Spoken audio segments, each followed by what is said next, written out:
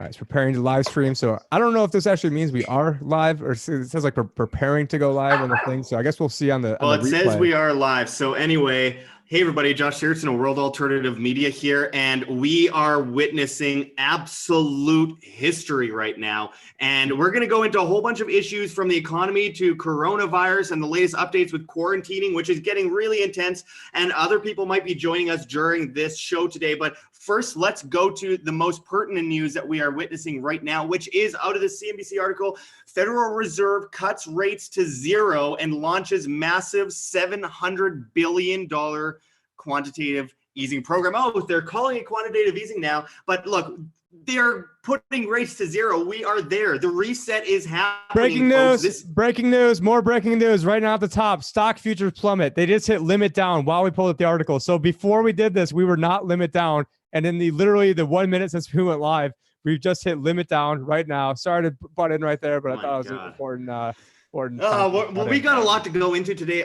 Suffice to say, we are joined obviously by Tim Picciott and John Sneisen here at WHAM. And let's go into this initial article out of CNBC. As it says in the key points, in an emergency move Sunday, the Federal Reserve announced it is dropping its benchmark interest rates to zero and launching a new round of quantitative easing. The QE program will entail $700 billion worth of asset purchasing, entailing treasuries and mortgage-backed securities. Markets responded negatively with Dow futures pointing to a drop of 900 points when the market opens Monday morning. And as Tim mentioned here, stock futures plummet, hit limit down. Even as Fed slashes rates, Dow futures off 1,000 points. And as we reported last week, which seemed like a million years ago because so much is happening, the Fed was saying that they're pumping $1.5 trillion into the stock market. Off 1,200. So we're already down 1,200. So I mean, we've gone massive market manipulation here. They're going to have to hit the breakers again. And look,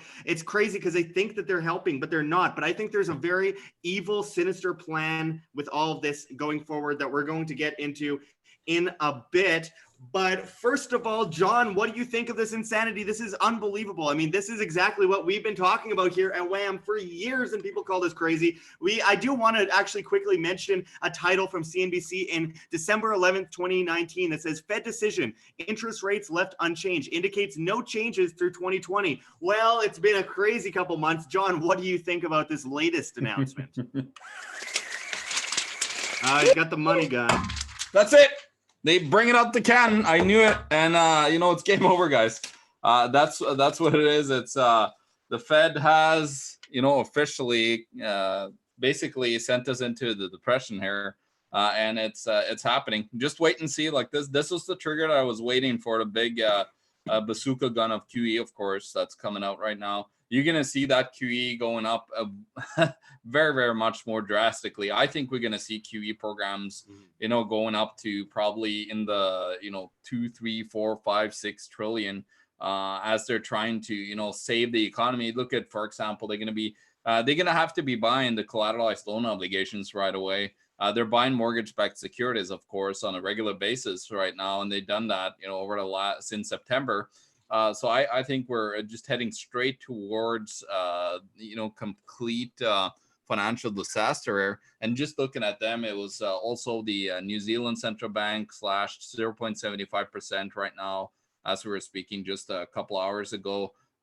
We had the Norwegian government put out the $10 billion bailout package for the economy. And they're getting warnings that, it's not even close to enough money to save, Norwegian businesses. Because what's happening in Norway right now is just insane, guys.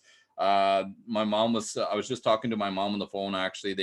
They closed down everything almost. There's still transportation going, but that's about it. Her boyfriend got sent home from his business. No essential businesses are open in Norway other than the grocery stores. When you go to the grocery store, there's 10 people that could go in at a time. and then you actually get gloves, you get the sanitizer. And that's going to get worse soon, John, because I mean, I reported just yesterday, I posted a video. I went to a store in Las Vegas called Smith's. It's a parent company of Kroger. And what's crazy was that they're cutting down hours dramatically at these businesses to the point where there's they're going to keep cutting it down, but there's still people rushing all this stuff. They're going to close down store hours completely. As we've seen in France, all restaurants and cafes are being shut down completely. I don't know how the hell any economy is going to get out of that rut. I mean, this is like the equivalent of the bombing of Berlin at this point, or the bombing of London in World War II. How do you get around the fact that your businesses are shut down? How much money are they going to print? How much inflation are we going to see? In places like Ohio, they're talking about closing down every single restaurant. I should also note that in the UK, they are asking people 70 and older that they must self-isolate, and possibly it might go on as long as 4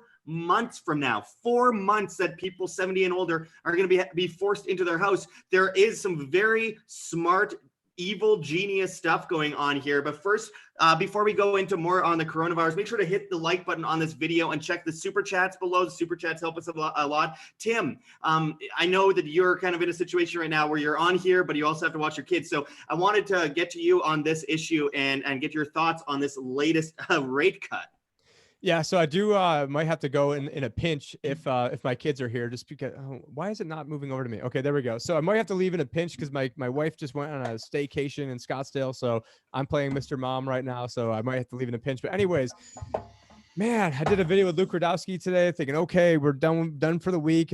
What a crazy week it's been. And then, right as I'm getting ready to finally relax for the first time, which not like watching, 2, 3 and 4-year-old is relaxing, but she's about to relax. Then all of a sudden I get pinged from, actually it was, so John sent me a message, and then Chris Carabat sent me a message. And then I sent the message to Chris. I'm like, hey, John just beat you to this. He goes, well, I beat him to it in the Discord. So we do have a very rocking Discord group going right now. Well, let me just say that one way or another, the apocalypse, there's going to be no relaxation periods for the next little while unless you're completely isolated in your house without internet, which who knows what's going to happen, but it gets crazier by the day. So you mentioned in videos going back to last October when I was interviewing you on the same subject, Tim, about how the interest rates were going to go negative eventually, and we're going to see zero. Trump has been calling for 0% interest rates and under for a while. And you said back then that there's no way that we're going to go through 2020 without seeing interest rate cuts, which is what the Fed claimed at the time. What do you think of all this? Let's back it up even further than that. So let's go to May. I mean, you can go back to 2016. I had a Facebook Live that was called, I believe it was called "Why We're All Slaves to Central Bankers." I would definitely recommend people check that one out. I mean, that's pretty much an evergreen video that is just as relevant today, and it's showing how the money flows throughout the system and why everything is such a big scam. So maybe we'll even try to get that up on Wham at some point, because that one is a pretty evergreen video. So I'm going to show it over here. So if you guys go to the Tim Picciott, the Liberty Advisor, you see featured videos. It only has 58 views. I mean, it had thousands on Facebook until I got shadow banned over there. But we are all slaves to central bankers. That was made in 2016. But what I'd also recommend is I had a video called "The Perfect Storm is Brewing" that was in, I believe it was May of 2018. The entire premise of that was, listen, the Fed says they're going to sell $50 billion of bonds a month. I'm like, who the heck is going to buy these $50 billion a month? Traditionally, the largest buyer of the Federal Reserve's of the Treasury's bonds has been the Federal Reserve. So now the Fed is going to start going from being the largest buyer to the largest seller. And I go, on top of that, you're going to have about $100 billion a month that in new Treasury issuance just to satisfy the deficit. And even back then, people are like, "Oh, BS! You think we're going to have a $1.2 trillion deficit, Tim? What are you, some libtard? You don't believe in Trump?" And I just knew the math, and it was almost astounding that that the debt went up by $1.2 trillion. So I actually nailed that one down to a T. Not to take a victory lap on that one. So, anyways, you're looking at $1.2 trillion there, another $500 billion from selling the $50 billion a month, and how the heck are we going to have to sell close to $2 trillion of bonds every year? Who's going to buy them? Oh, the Chinese. Yeah, we're in trade war with them. Oh, who's number 3? Oh, Japan. Oh, well, Japan's the most indebted first world country in the world. Yeah, they're buying their own debt. So what I said was, what was going to happen from there is that move of selling $50 billion a month would force the interest rates going up. Which actually Jamie Dimon of JP Morgan even said that as well. So like one of the only times I agree with him, So then he said that then rising, or I said that rising of the interest rates would then pop the stock market bubble. Then then the Fed would have to then back away from that program and then probably launch quantitative easing. Here we are today, launching the freaking quantitative easing. Well, actually, here we were September 17th, launching not quantitative easing that John and I. Yeah, well, and we all saw that coming from a mile away, and Jerome Powell saying this isn't QE, and these QE conspiracists and people like. Do you know what a chance of a rate cut was? December 28th, 2018, when my video here, I'm pointing with my little pen. Do you know what it was? It was a 2% chance, December 28th, 2018, of having any rate cuts for all of 2019. And then you had just read the article saying where they said something along the lines of, oh, no rate cuts foreseen for 2020. And then meanwhile, here they are back down to zero. You can see me on stage at Anarcho where I said they're going to go back down to zero. The trajectory of this is all wrong. That was less than a month. This is absolutely here. Tim, could you for a moment put that article back up on the screen of the breaking news of Federal Reserve cuts rates to zero? For those that have not yet seen, those just tuning in, the Federal Reserve has indeed cut rates to zero and is, as it says, launches massive $700 billion quantitative easing program. And as we went live, we also saw at the top of the screen, stock futures drop, hit limit down, even as Fed slashes rates. Dow futures off 1,000 points. Guys, this is history in the making right now. And what we're seeing is exactly as we predicted. They are desperate. They've been desperate for a while. We were reporting on this months ago, saying that this would happen. And here we are. People said we were crazy then. And look at us now. I don't want this vindication because this is a part of a much greater, much worse situation. It's a symptom of a much worse situation that's all going to come down on our heads very soon. It's a very concerning issue. But they have been desperate. They were giving people tax incentives to buy into the stock market at the top. While they said it was the greatest economy ever, everything's fine. Don't worry about it. It's all good. And then at the same time, you have the economy collapsing. You have all this flooding of money into the market, this QE, interest rates at zero, stock market crashing despite that. On Monday, I expect it to do a little bump. And then, I don't know, I don't see it going up anytime soon. This is the beginning of a huge pandemic. Maybe a bump up from negative 2,000. Maybe that's the bump. But here we are. Trump says, relax, urges against hoarding as coronavirus cases soar. No, you want to depend on FEMA, Tim. Obviously, you want to depend on FEMA at the end of the day. This is a very, very sketchy issue, and we're going to go back to John Sneisen in a moment. But first, press like on this video. I do want to note that we have seen the evidence that there is a very concerted effort to enslave people right now. We have the perfect situation. You have a pandemic that if you look up Event 201 on Google, Event 201, you're going to find some really creepy stuff on basically them planning an operation, or it was just a fake role play kind of operation with celebrities, politicians, mainstream media, anchors, and all these people to fake a pandemic. And now we're seeing all this happen at the same time as we have.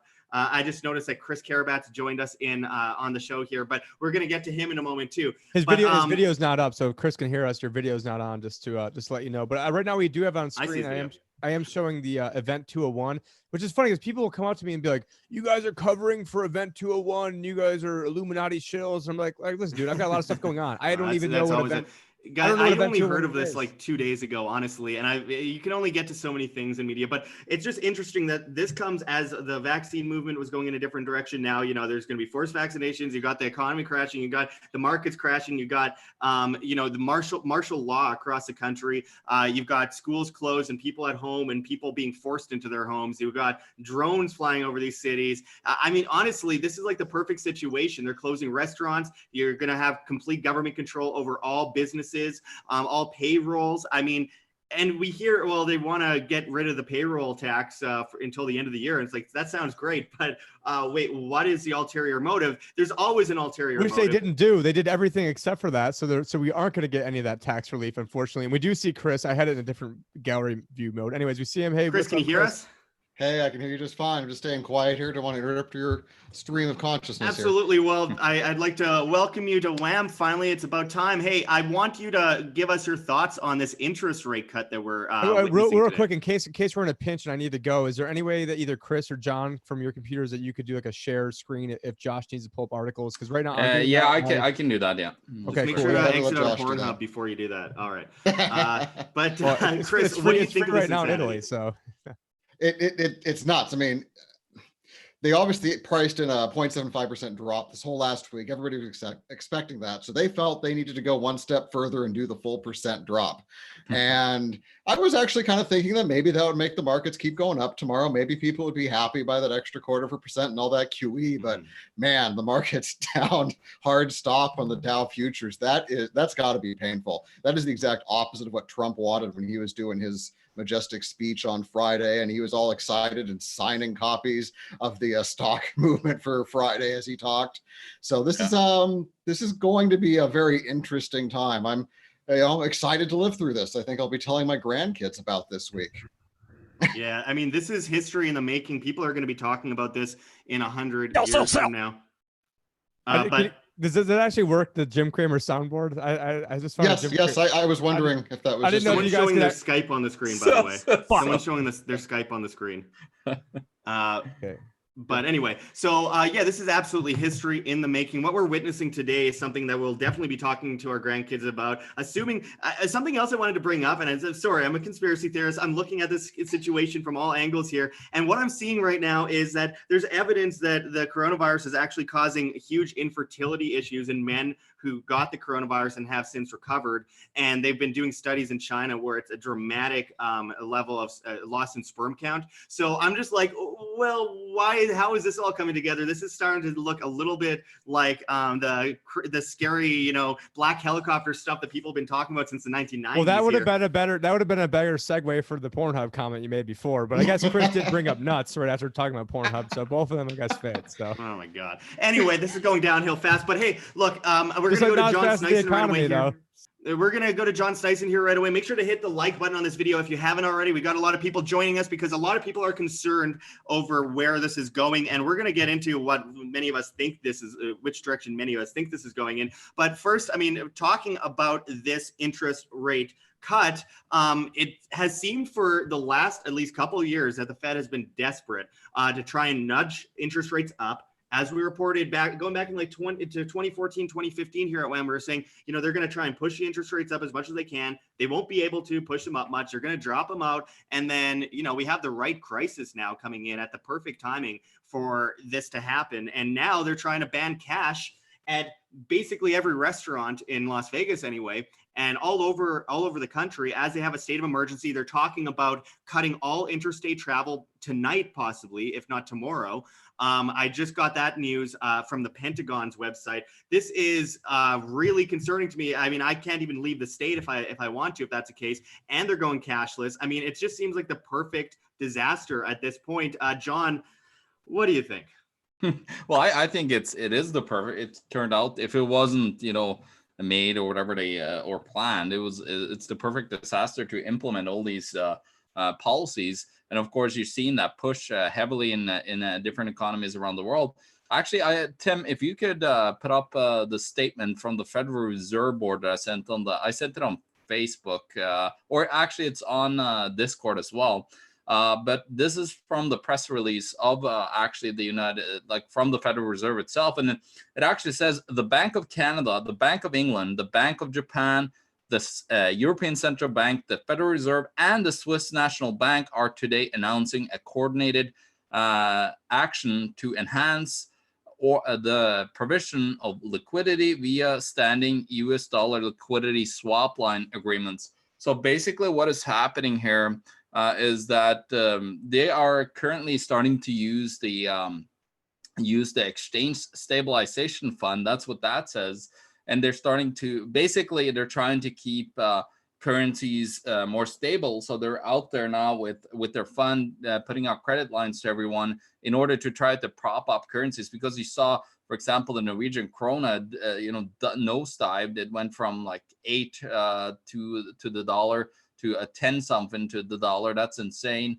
And I talked to a Norwegian banker. He believes that we're gonna see 20 to 1 in a couple of years on the Norwegian krona. Basically a massive devaluation of the krona, and it doesn't look far-fetched because of course they just launched a $10 billion program in Norway to bail out everybody that they can, small businesses and big corporate businesses, 50 billion each.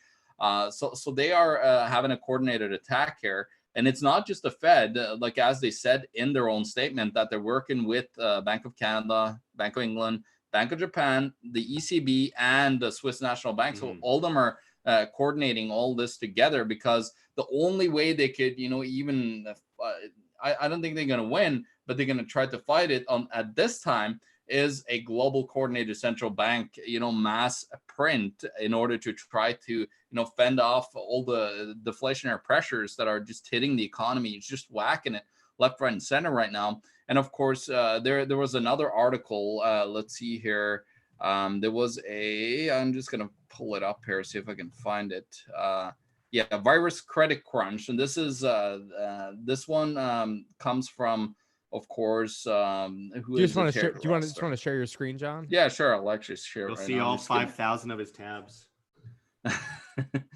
Scatterbrain like me. And by the way, I want to get some of your guys' thoughts on how this is going to eventually affect the Asian markets going forward. But go ahead, John.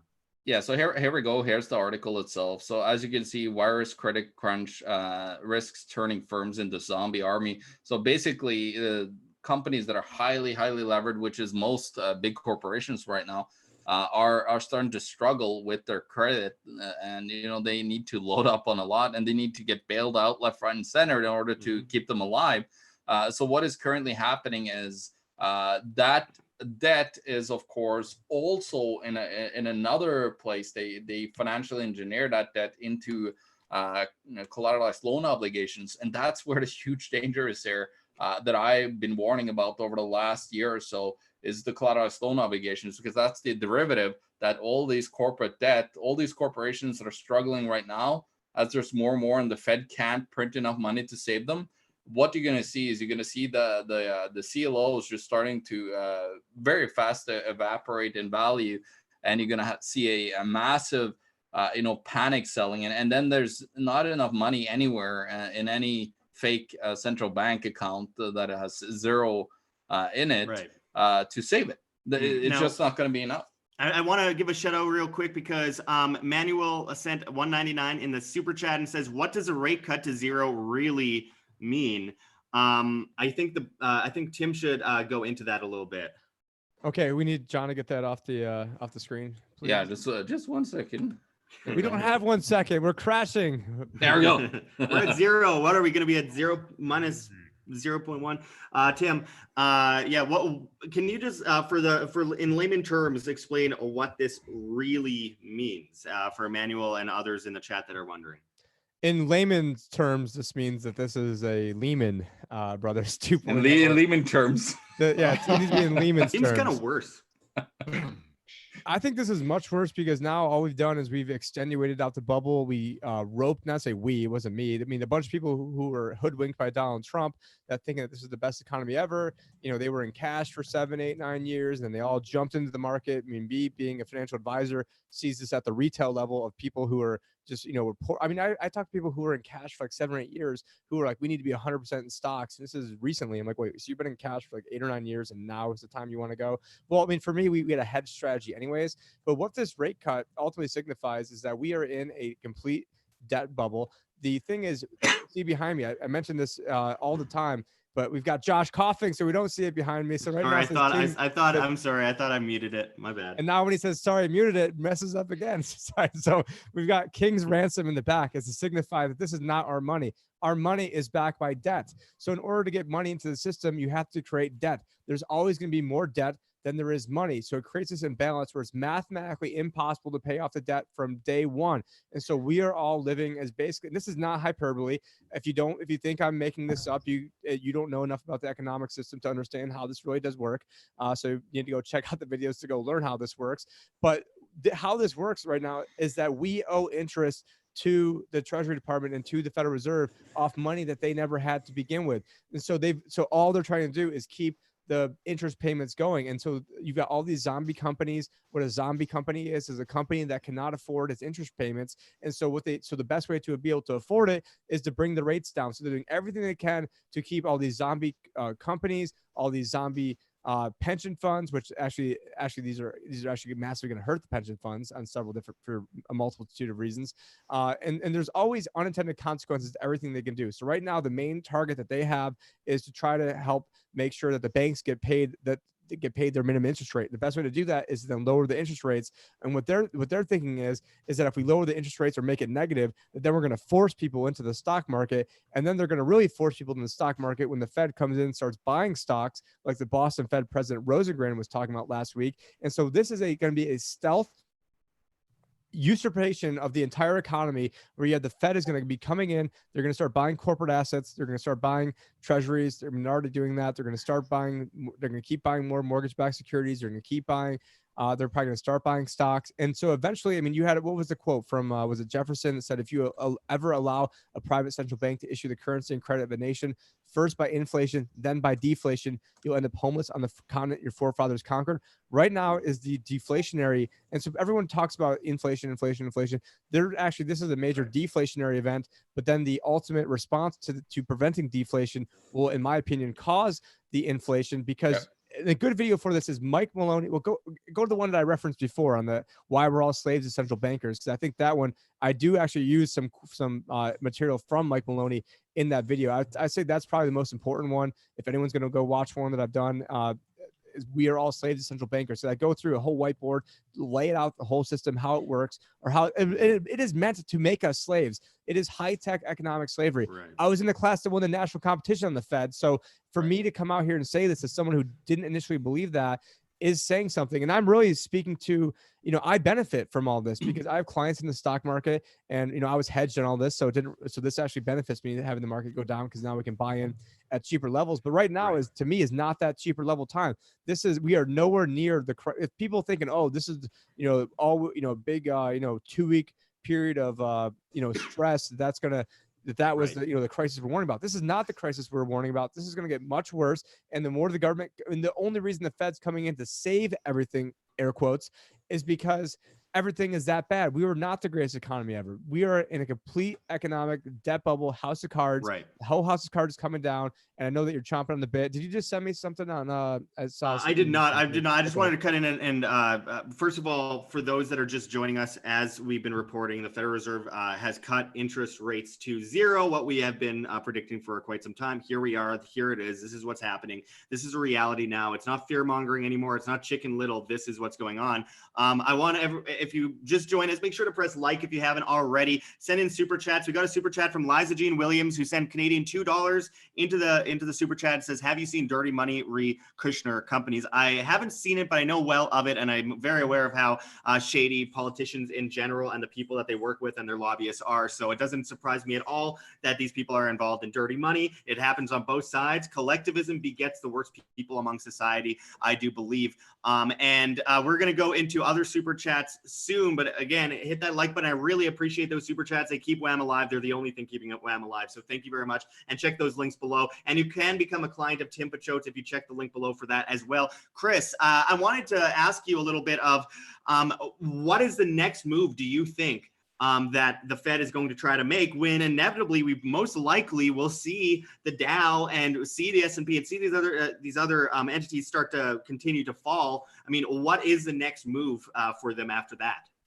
I expect the Fed's going to try to force the government to buy in more with more stimulus, more bailouts, more whatever, because the Fed doesn't like to be seen doing all the activity. They want it to be at behest of the government or whatever, for sound economic reasons, blah, blah, blah. But they're going to accelerate QE. Their balance sheet is going to make $5 trillion look like chump change before we're done here. They're going to own more and more of every bad loan out there. All the treasury money is going to come from the Fed. And eventually, I don't see how they're going to avoid going into negative rates, because everybody else will go into negative rates. And then Trump's going to be on his bully pulpit going, hey, everybody else is negative. We need to go negative to make our economy competitive. And the Fed's going to just dive right in. And we're going to see, probably before the election, we're going to see 50 basis points negative, easy. It's going to get uncharted territory. It's absolutely uncharted. And I can't help but think, are we even going to see an election this year? It's so crazy. We're seeing a massive pandemic.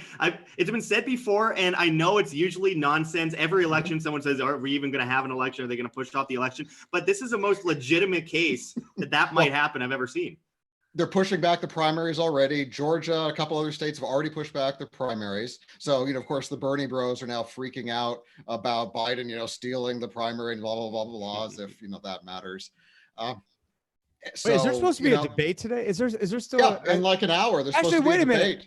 I forgot because I was supposed to be in San Diego, and that trip to Legoland got canceled. The debate's like an hour away, so if I leave right now and leave the stream up, I can make it to the debate, interview some of the Bernie bros. No, why would you even want to do that, dude? Why do you do that to yourself? You can get enough Bernie bros online in the comments, but sorry, carry on. Frankly, it's all about Biden right now, and I mean, over under and him just wandering off the stage or passing out halfway through. I mean, that's what we all expect to happen right now with Biden and his, health, or, really one of them is going to catch this COVID-19 before we're done here, right? I mean, they're all septuagenarians, and, they're all just, one of them's going to pass out while talking. And honestly, that's not even the worst of their concerns right now. I'm pretty sure. I mean, do you see Joe Biden's town hall last night? It was almost like a comedy review. I thought I was watching SNL. It was just like, he just kept walking off camera randomly, and they had to cut to like a filler and everything. And he was getting confused and forgetting what he was saying. I mean, I could stick my 6-year-old on a 2-hour live stream, and she'd do a better job than Biden did on that. Oh man! Just to make sure it's not a live stream with Biden, because then they might be sniffing her hair or whatever other weird stuff he's into.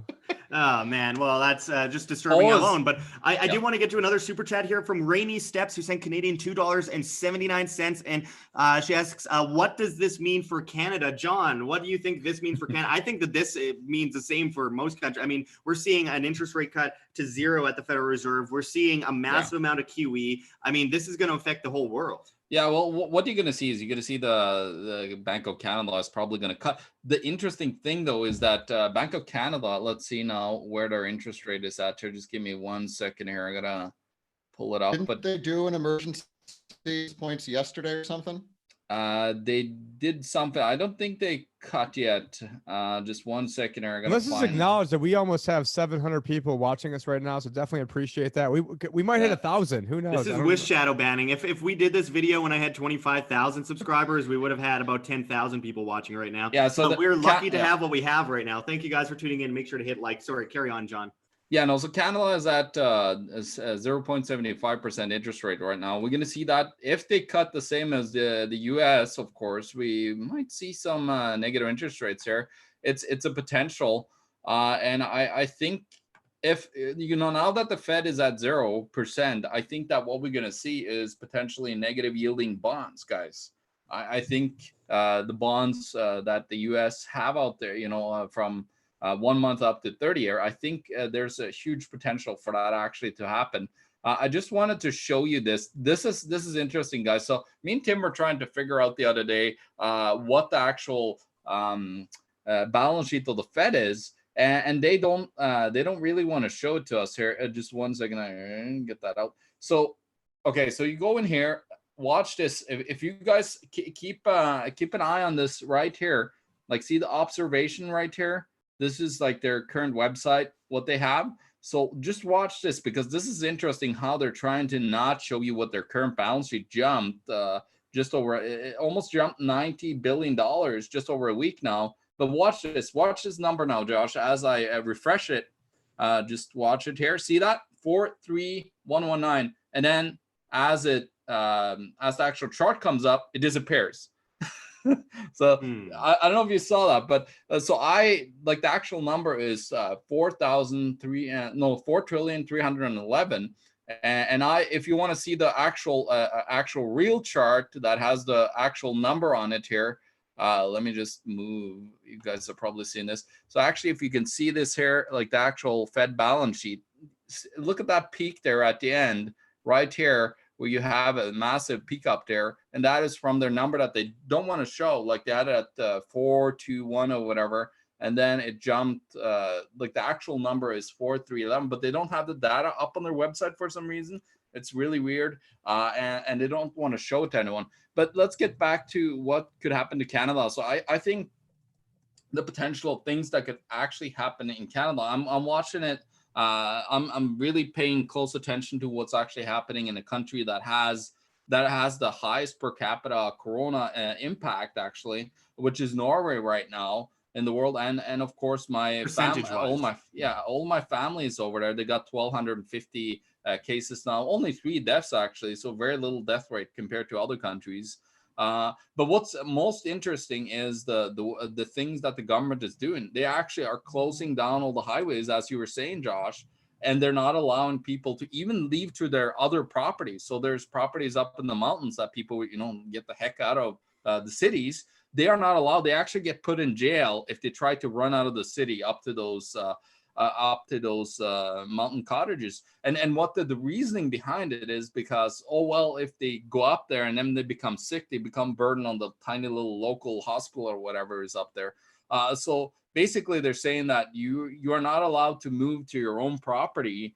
You have to stay where you are, and you can't do that in Norway. And they're basically stopping people. And then of course, everybody that is in quarantine that are breaking that quarantine, they get also put in prison as well if they break that quarantine in Norway. So Norway is putting on a lot of Orwellian powers here that we're doing, Josh. So it's very interesting to just watch. And this is coming here. And as you said now, Josh, interstates potential will be closed now in the United States. So that's where we're going to. They're gonna clamp down. Actually, I don't know if you watched what it was. Right. Stephen Kendall, our one of our favorite guys that we did the derivatives, the blockchain derivatives video, way back in time.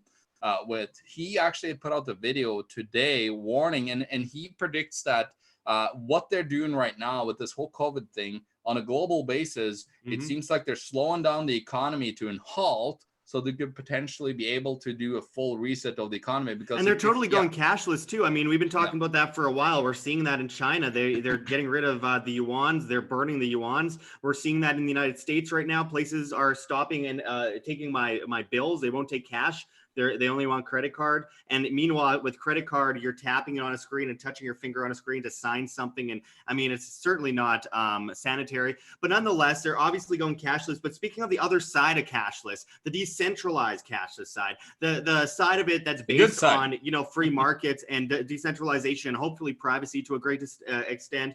I wanted to go to Chris on this because obviously the crypto markets have been smashed lately, and I saw something recently in the crypto market I didn't think I'd see for a long time yet. It's the first time since 2017 where I looked at the crypto market and went, I actually had a little mini heart attack when I woke up in the morning, and I looked and it was at $3,800 per Bitcoin, and I'm like, wait, but what?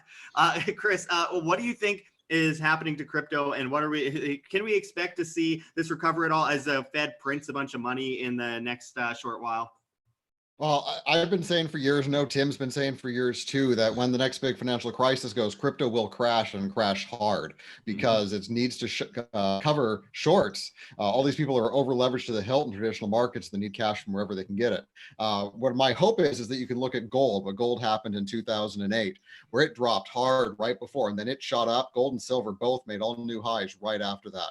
And if crypto is going to keep its promise, if Bitcoin and the stable altcoin, not stable is not the right word, but the sound money altcoins are going to keep their promise and actually make these new highs, they're going to have to do what gold did. So we're seeing the first real test of cryptocurrency in a financial crisis. Now everybody's freaking out about this right now because admittedly, it hurts to see Bitcoin drop 50%. That absolutely sucks.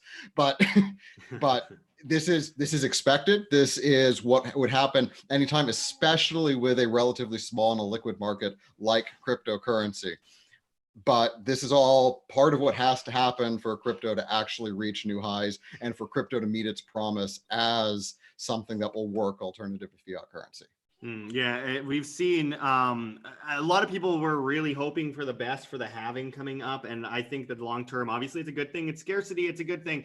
But something I can't help but think about is how people get overwhelmed with speculation rather than focusing on the long-term prerogative. And we're seeing that. We see that in crypto. We see that in the stock market. There's a lot of great stocks out there. The problem is when you clutter together and package together like 97% crap with 3% good. We saw how that worked in the .com bubble. Obviously, something I've been thinking a lot about lately is the tech bubble. We saw a 600% increase between 2008 and about 2017 or so with the FANG stocks.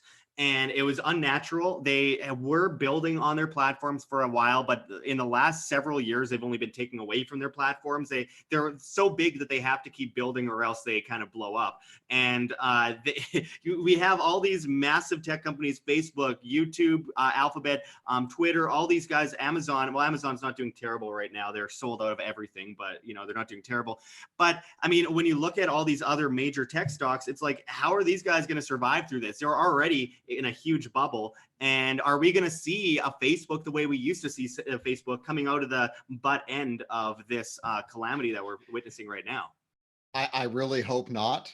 I expect Facebook to go the way of MySpace eventually. I mean, that is the way of the free market. Something new, better, and more agile will come up. Hopefully something not bound up in all the SJWs and wokeness and censoring all the enemies of the government, because that's what Facebook does. Everybody knows it. All you have to do is post something, see this has been censored because, our friends at Snopes say it's wrong. Because, actually, you could only tax all the billionaires for 9 months, not 8 months. So that's completely false what they're claiming there. This is an actual fact check that has been on Facebook recently. So I fully expect that to be, well, corrected. I mean, stuff has to die. It's like a fire going through California. If you stop the fire from happening too long, when the fire finally happens, it's really, really bad and destroys way more than it would if you actually let the fires come through and destroy the dead wood and the dead trees every couple of years, like supposed to happen. It's the exact same thing right now in the markets, where we've basically kept any sane market forces away and protecting all these giant corporations using your and my tax dollars, of course, because that's all we're good for is tax slaves. We are the cattle in this metaphor here. So we will see, if we actually have a full correction, if we actually have a full reset, a lot of this will pull way back. Now, people like Bezos will fight it with all of their money, and they have a fair amount to fight it with. But it was quite interesting how we've seen a huge spate of CEOs just bailing on these corporations over the last 6 months. Even Bill Gates left Microsoft the other day. Like, interestingly, Bill Gates timing. left Microsoft and is immediately going to his philanthropic roles of developing vaccines and working on climate change issues. It's like, oh, well, that's real convenient right now, isn't it? I'm sure he has no plans time up to his kill the sleeve. populace. Yeah, I'm sure he has no plans up his sleeve to make an insane amount of money on the coronavirus vaccine. I'm just guessing here. I have no evidence that that's going to happen. Wait a minute. Is the Dow? Wait. It's just showing we're up 1985. No, that was the refresh. Yeah, I am refreshed. The thing is, that's the old numbers. Watch this. It's just does that sometimes. Don't worry. It just does that, and then as it updates, then you'll see it. Like it'll come back to the. Yeah, but check. We just this lied out. to people. Yeah, Paula says. Paula says the Fed doesn't see negative rates as appropriate policy for the United States. So just like they didn't see any rate cuts, 2 months ago, and now the rates are back at zero. We'll see how well this tweet ages. I really want to add something that. So back in July at Freedom Fest in Las Vegas, I bumped into good old Stephen Moore. Stephen Moore is one of the president's top advisors on monetary policy. Not the top, but one of the top. He's been called a Fed critic, quote unquote, for years now, which is always funny because by Fed critic, he's like, I just want to throw kerosene on the fire in this way on the left side of the fire, not on the right side of the fire, whatever it might be, right? It's still just throwing kerosene on the fire. It's still collectivism. It's still central planning. It's still the same thing. But he's called a Fed critic. I interviewed him on this, on the issue of negative rates back in July of last year. And he basically had to, after I argued his numbers, he had to just say, yeah, you're probably right, actually. And he's like all bullish until I'm like, he's like, the jobs numbers are great. I'm like, the jobs numbers are great. Well, what about the labor force participation rate? It doesn't look so good when you counter that. And he's like, oh yeah, you're right. We have a bit of work to do, don't we? And it's like, yeah, we do. Obviously that video got shadow banned. Almost nobody saw it, but nonetheless, it's up on the channel. But I do want to give a shout out right now to bring this up on the screen. Daryl Nugent, who sent €2 in the super chat and says game over. Well, speaking of game over, what's game start? I would say that a lot of people are looking at things like gold and silver right now, and we're seeing quite a bit of movement in gold and silver. Obviously, as of last year, we saw historic news out of gold, which is that the private ownership of gold from public to private is about a 50-50 ratio, which isn't something that we've seen in a long time, which is quite interesting because, you know, there's all these industries, all these big institutional players that have been buying up lots of gold. I don't know what it is today. It was that about 9 months ago.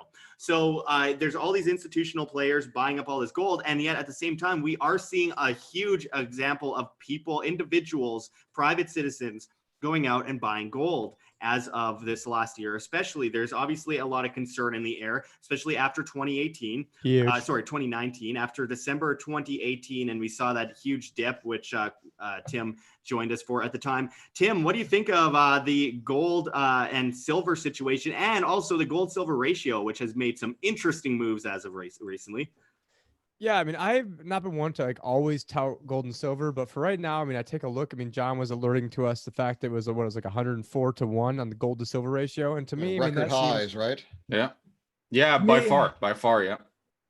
I mean, that seems like almost the best wealth insurance, not financial advice, preservation type stuff that's out there. I mean, at what is it? I don't know, 14 or 15 bucks it's trading at right now. I mean, that seems to be, you know, a screaming value that I'd rather have. If I had $100,000, I'd rather stick it in that than to stick it in the cash in terms of where things are going. Again, not financial advice. Talk to your own financial advisor. If you don't have one, talk to me. But anyways, yeah, where all this stuff is going. I mean, this is, you know what? Are we allowed to drink a beer on air? Because I just popped open a Corona and to celebrate all this. We can't drink it, but we could show it. YouTube's stupid, remember? Okay, well, but you can show it. All right, so I just cracked this open. Yeah. I thought that maybe and John's actually drinking vodka in there. So no. Yeah, well, he's Norwegian. What else does he drink? I need that. I need that today. Yeah, well, you know, my kids are in the backyard. I was just making sure when I was off camera, just making sure that they were still alive. Unlike this market, which is clearly dead right now. And it is just insane what is going on. It's not insane because it's just insane how long it took to get to this point. But we're not even at the point because we only get to the point when 51% of the people or the money out there has realized what you and I, everyone on this broadcast right now has already known, especially all the contributors right now, like Chris and Josh and John. We've all known this is going down for a long time. But the thing is, it's all been papered over and we're just going to be falling off a higher cliff now because the bubble's even bigger and the coronavirus is just a pin to pop that bubble. And we're in crazy. I mean, it's almost like I can't even keep up with it. We see the comments are going nuts. So thank you guys in the comments right now. You guys that probably helps out the algorithm as well. At our peak, we hit 758 people watching, which is not so bad in the shadow banning days of Wham. So make sure to share this video, press like on it if you haven't already. This is huge news, and a lot of people are really concerned. And I want to actually ask you one more question, Tim, before you have to go and check again on your kids, which is what you probably should do. That's a good thing. I wanted to go into this comment. It was in a super chat by Manuel. Again, thank you very much, Manuel. And I really appreciate those super chats. They go a huge way. They're the only thing that keeps Wham up and running. So thank you again to those that send super chats. And we'll definitely get to your question on air when you send them. Manuel asks, how could we protect ourselves? Hold cash, gold, or both? And how can we profit from this? Now, the profit situation, now that's a kind of a risky question to kind of delve into. But obviously, Tim has clients and has been doing a lot of great work and saved his clients a ton of money in this crash. Tim, in brief, could you go into that a little bit? Yeah, so I can talk about what we have done. So what we have done leading up into this is I was really worried about the market either breaking up big, meaning, you know, that it rises a ton, or breaking down big. And as obviously right now, people are like, oh, why are you scared of it breaking up big? The biggest up days always occur after the biggest down days. And so this was advice that I was telling people, not really advice, information I was telling people first time on video, October 3rd, 2018, of what my investment strategy was. And essentially what we did is we were in such a position where, and Chris knows about this firsthand. So I mean, just full disclosure, Chris actually is a client. So I mean, I am, yes. Can I tell them how much I'm up this month thanks to you? Can you tell them what your type of performance is? Because Chris is a client, not this. We didn't pre-plan this out or anything. This is me just right now. Sort of shouldn't even mention that really. Yeah, But I mean, do you want to mention what I did for you? What you contacted me was about July of 20. I was in a Bitcoin.com article. I think you contacted me. Maybe got your money over about I don't know what, like November of 2018, maybe ish. Something like that. Yeah, and.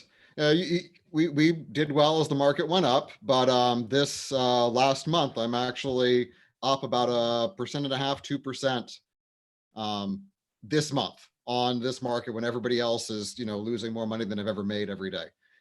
Yeah, and then now I've got some people that are down 2%. Some people, if they had anyone who has over $50,000 of me is usually they're all about between -2 and +2 on the month. And I have one guy who is complaining about that. I'm like, you know what? There's a door if you want it. If you want to go find the other guy that did a better job than that, after Or just invest in the stock market.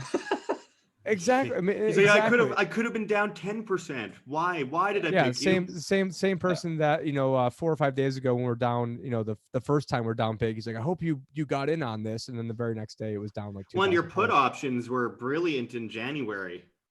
Yeah, so we bought them and again, Chris can attest to this too, that we bought the put options in January 15th. Some clients it was for November, some clients it was for January. So not everyone has the exact same portfolio. But what we did is those put options acted. So it was sort of like insurance. So in one hand, imagine you've got $1,000 deductible and you cause $800 worth of damage to your house.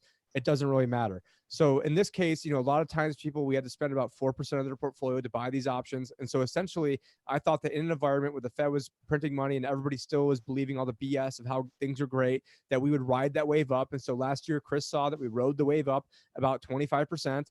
And then we went in, I re-upped those put options, which I said on video, the video we did with Josh right before the market crashed when Trump was, touting people buying stocks. I mentioned on camera, we re-upped those put options. So it's not like I'm just saying this after the fact and making things up. So we re-upped those put options. And then, so what happened is essentially now we met our deductible. So the market fell more than that 4%. And as it keeps falling, the value of the put options rises. And so last year we got the gains up, didn't get all the losses on the way down, or nowhere near the amount of losses on the way down. But It's not you're not going to be 100% hedged in any way, or otherwise you're never going to make any money. So, and obviously, as far as the gold situation goes, we have seen over the last, over the last century, really, but especially since 2012, a massive manipulation in the gold price, in the silver price. We've seen massive amount of spoofing from JP Morgan, from Deutsche Bank, which is doing great right now, by the way, full sarcasm.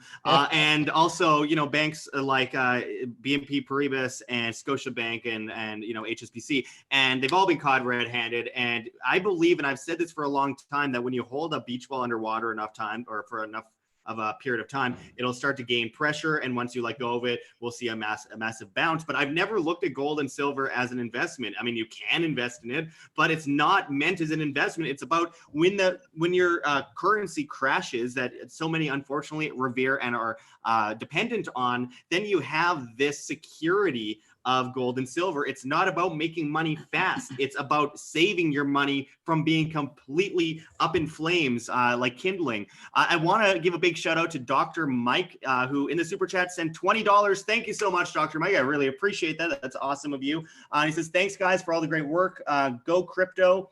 And then it says, we all knew this was coming thanks to you and are prepared. Well, I appreciate that. Many people didn't prepare when they heard us and called us crazy. Many people did, and I'm very thankful that we at least reached a couple people before this happened and said, look, it's better to be over-prepared than under-prepared, and not be the guy that's running into these grocery stores right now buying 5-year supplies of toilet paper and no food. I mean, it's ridiculous. Well, shit's gonna hit the fan, so that's why they're buying it. The public knows. Hey, you stole that one from me. So this time, I had that come out there a few days ago. But I am launching right now free portfolio consultations. Anyone over $100,000, I will go review your portfolio for free to see how we can get you in a better spot. And the other part of that question is, this is not a set it and forget it type strategy. It has been for the last year and a half. However, we need to be nimble. We need to be agile. We need to be tactical. And as this market starts to deteriorate, there's going to be a point when we need to step in and start becoming buyers. And the reason we can step in and be buyers is because we have the liquidity from the put options in order to make us buyers. And so, I'm not trying to fight, and everyone who's poo-pooing this, another question I saw on the super chat was, are all anarchists in the stock market? Actually, a lot of anarchists are not in the stock market. A lot of volunteers, poo-poo all this. They put all their money into crypto, or they put it all in the gold. And guess what? Your crypto that you said was gonna be the safe haven, it's down, I don't know, what is it, 50% the past month? So let me just say, from my own perspective as an anarchist, I'm not in the stock market, but I'm also not just like caught up in one thing or another. I'm broke. So, I mean, I don't have to worry about any of this. But we got a super chat from Rika, the hopeful voluntarist, who is a huge supporter. We really appreciate her tuning in again. She says, Josh, please ban the sex bots. Well, I don't see any sex bots, but that sounds intriguing. but I can't see in the chat where these sex bots are, so I cannot help you with that, unfortunately. But I really appreciate the super chat. And for those that haven't already, pressing like makes a big difference. We have another super chat if I could find it. It keeps scrolling up. And okay, here we go. We got a $2 super chat from Kevin Smith, probably not the Kevin Smith, but an even cooler Kevin Smith that's here joining us today, and says, I'm glad you crazy. I'm glad I'm crazy too, Kevin. And I really appreciate that other people joining us in our craziness, because it's a crazy that tend to be the most sane looking people at the end of the day when all this stuff goes down. And you know, we've been yelling to clouds essentially for years. SNK 714 sent $5 in the super chat. Thank you so much to them as well. All you guys sending super chats are what keeps WAM alive. So again, big shout out to you. Pressing thumbs up helps, and checking those links below, because we got lots of options for you to help or get involved in many different things in the description, as well as crypto, and obviously GoFundMe, Patreon, subscribe, star, and float.app. That's flote.app, which we are on, of course, as well. John, you sounded like you wanted to get in here and say something. Yeah, no, we were talking about gold and silver, and actually the ratio is at 104.49 to 1 right now, which is ridiculous. Historically, it's just unbelievable. But we were talking about gold, and like, of course, almost every time when you talk about gold, we talk about the US dollar price.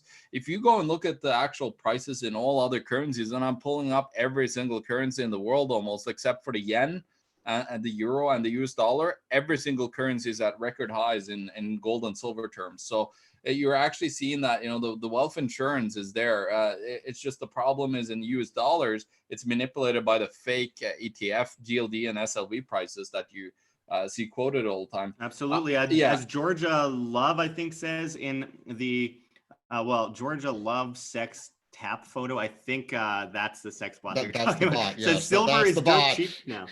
Well, like, she's saying good things in the chat. It's just like, but she says silver is dirt cheap right now. Hard. Yeah. Agreed, just watch what 100%. she does with it. Yeah. Let me. I'm gonna share. So, guys, let's see what's coming next from the Fed here. I just want to share the screen because you guys gotta have to read this with me here. Oh my God! Please tell me you're not reading all this, because John, we're gonna lose all of our audience here. Just this here. This is very important because this is what's coming next here. This is a Ben Bernanke speak from 2002 that he did. He was still not the governor of the Fed at the time, but this is what he's saying about deflation. Because we're seeing massive deflationary pressures right now. That's why, you know, all the different economies around the world are just plowing money, currency into existence. And he says, each method of adding money to the economy has advantages and drawbacks, both technical and economic. One important concern in practice is the calibrating the economic effects of non-standard means of injecting money may be difficult, given our relative lack of experience with these policies. So there you go. Okay, so they have lack of experience with policies. So, you know, just injecting liquidity and buying assets into the economy. But then he says, thus, as I've stressed already, prevention of deflation remains preferable to having to cure it. So what are they going to do? Well, he says, if we do fall into deflation, however, we can take comfort in that the logic of the printing presses example must assert itself, and sufficient injections of money will ultimately reverse deflation. The problem with that they're saying there, they're just willing to just insert atrocious amounts of currency into the system to try to keep it afloat. The problem is when some of that currency actually starts trickling into the real economy. And we've seen that in Canada and in Norway, where things are starting to get heavy inflation because of interventions. And of course, massive, we had hyperinflations in Norway and Canada in our stock market and in our mostly in our housing markets. That's where all the money went into. That's where all the inflation went into. But now we hit the peak. So people are starting to sell off. That money is starting to come into the economy, and you're starting to see heavy inflation starting to take hold. You know, I was talking to somebody recently at a Home Depot. They were saying that, yeah, we're changing prices monthly here. And they're, constantly going up. So what we're seeing is I am starting to see that a lot, John. I'm actually seeing at a few restaurants already them using tape like in Venezuela and writing new prices over top of the old prices. And that's a little concerning to me. Obviously, they have to do what they have to do. They're losing a ton of business right now. And there's the very real potential in the coming month, especially in the next month, that most of the restaurants in this country might actually get shut down. I mean, they've already declared in Ohio that under their state of emergency that they're planning to shut restaurants down. And Illinois. And Illinois. Yeah. And Illinois is crazy because now they're talking about this new declaration that would involve seizing the guns and banning sales of guns. This is martial law. And alcohol for some reason. Yeah, I'm sure like the one thing that's going to keep people from going crazy, let's take that away. I'm sure that's going to create some order. It's going to destroy your immune system. That's why you shouldn't be drinking it. I mean, they may not have shot you over taking their guns. They'll definitely shoot you over taking their booze. Yeah, exactly. Yeah, you don't. It's like when they actually, I thought the same thing in New York when they were talking about banning smoking on the street. And I'm like, if you want to make people go insane, that's how you do it. Yeah. But anyway, I do want to get back to a few of these super chats here because we got a few coming in. SNK 714 sent $5 in the super chat again and sent. Thank you very much, by the way. It says Kinesis Gold and Silver, be your own central bank. Well, I really appreciate the super chats, my friends. That helps a lot. Gary Carlisle sent £2 in the super chat and says, your chat is being spammed to hell by a Trump fan. Oh, I know. I'm letting him go. I'm just not acknowledging him. He's been calling me a shill on all my videos for the last few years. Whatever. It is what it is. But Q will fix this, Josh. Come on. Yeah, I'm trying to see some of the. It's all messages part of the you guys plan. Are sending. Trust the plan, Josh. I'm trying to see some of the messages you guys are sending in the super chats, but YouTube's being weird and covering them up. So I'm doing my best to find the message by.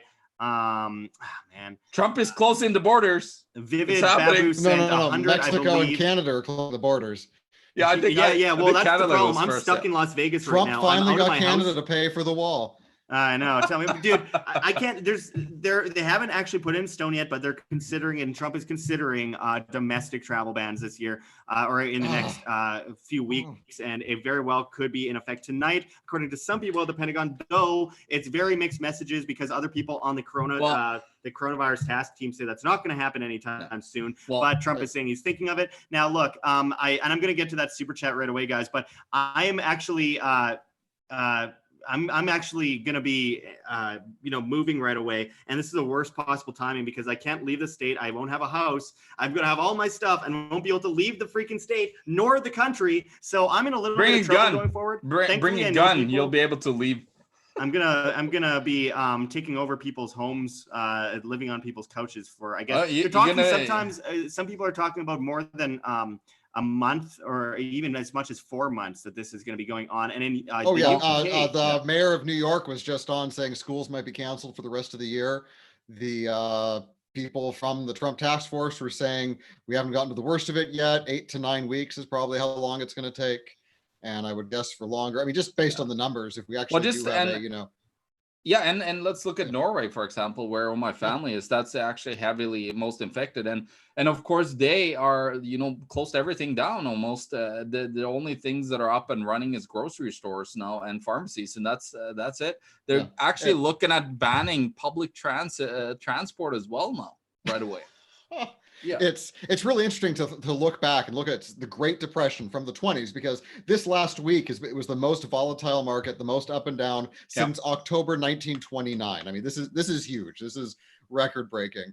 And if you look at what happened then, and that was one of the first great consolidations of wealth and power in the States, because they had a booming 20s, they had the roaring 20s. Everybody knew about that. That's when the Fed started, easy money policy, everything was great. We're going to control the market forces, no more animal spirits making those crashes. And they all had these rolling 5-year loans on their farms to grow their farms, buy more property. And then suddenly the Great Depression hits and they can't get any more loans. And that's when a lot of the huge, these are people who've been farming there since the formation of the country, and now huge corporations back in the 20s and 30s now bought out their farms because they couldn't get anyone to loan them more money for their farms. And that's what we're going to see now as we have these restaurants closing, we have all these independent businesses closing, but don't worry, because you can go into the Walmart parking lot and get tested. So Walmart's still going to be there. Gigantic. Yeah, we're looking at gigantic helicopter money in UBI. That's what's going to come from the government here. Helicopter toilet paper right away. Yeah, and as everybody is forced to actually vacate their jobs, they're forcing you, but then they give you money to make you a slave. By the way, thank you, Stevie, for putting some people in a timeout in the chat there. It's being actually overwhelmingly spammed by what some people are calling prostitutes. I'm not sure what's going on there. I'm not reading all the messages, but Well, there's some weird stuff going on there. But I appreciate, work by to the your way, audience. if you guys are just joining us, Tim, you're back. Could you put that CNBC article back on the screen? For those that are just joining us, Federal Reserve cuts rates to zero and launches massive $700 billion quantitative easing program. I'm not sure if it's up on the screen. There we go. We got it. We got it coming up. There we go. We got it happening here. And I just want to actually go into the article while some people are just tuning in. I want them to get up to date on what's going on here. As the article goes into, the Federal Reserve saying the coronavirus outbreak has harmed communities and disrupted economic activity in many countries, including the United States, cut interest rates to essentially zero on Sunday, and launched a massive $700 billion quantitative easing program to shelter the economy from the effects of the virus. And I think that has just begun, personally. The money bazooka. Oh my God. Carrying on, it says the new Fed funds rate used as a benchmark both for short-term lending for financial institutions and as a peg to many consumer rates will now be targeted at 0% to 0.25%, down from a target range of 1% to 1.25%. Facing highly disrupted financial markets, the Fed also slashed the rate of the emergency lending at the discount window for banks by 125 basis points to 0.25% and lengthened the term of loans to 90 days. Despite the aggressive move, the market's initial response was negative. Futures pointed to a decline of some 900 points at the Wall Street Open Monday morning. But honestly, I'm looking at something very different here out of CNBC on another article which came up right as we went live, which said stock futures plummet, hit limit down even as Fed slashes rates. Dow futures off 1,000 points. This is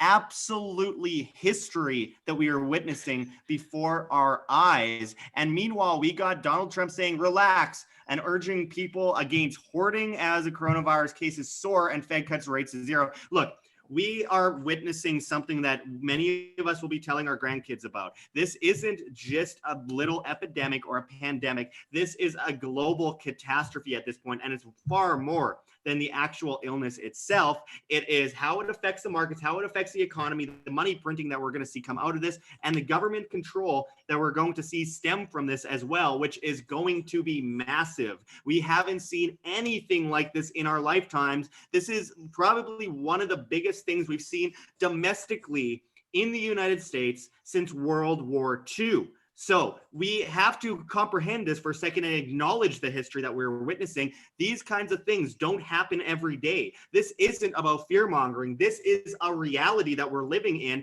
And it is honestly a little bit scary walking down the street right now, going to restaurants, talking to people whose jobs depend on the market, at least somewhat working.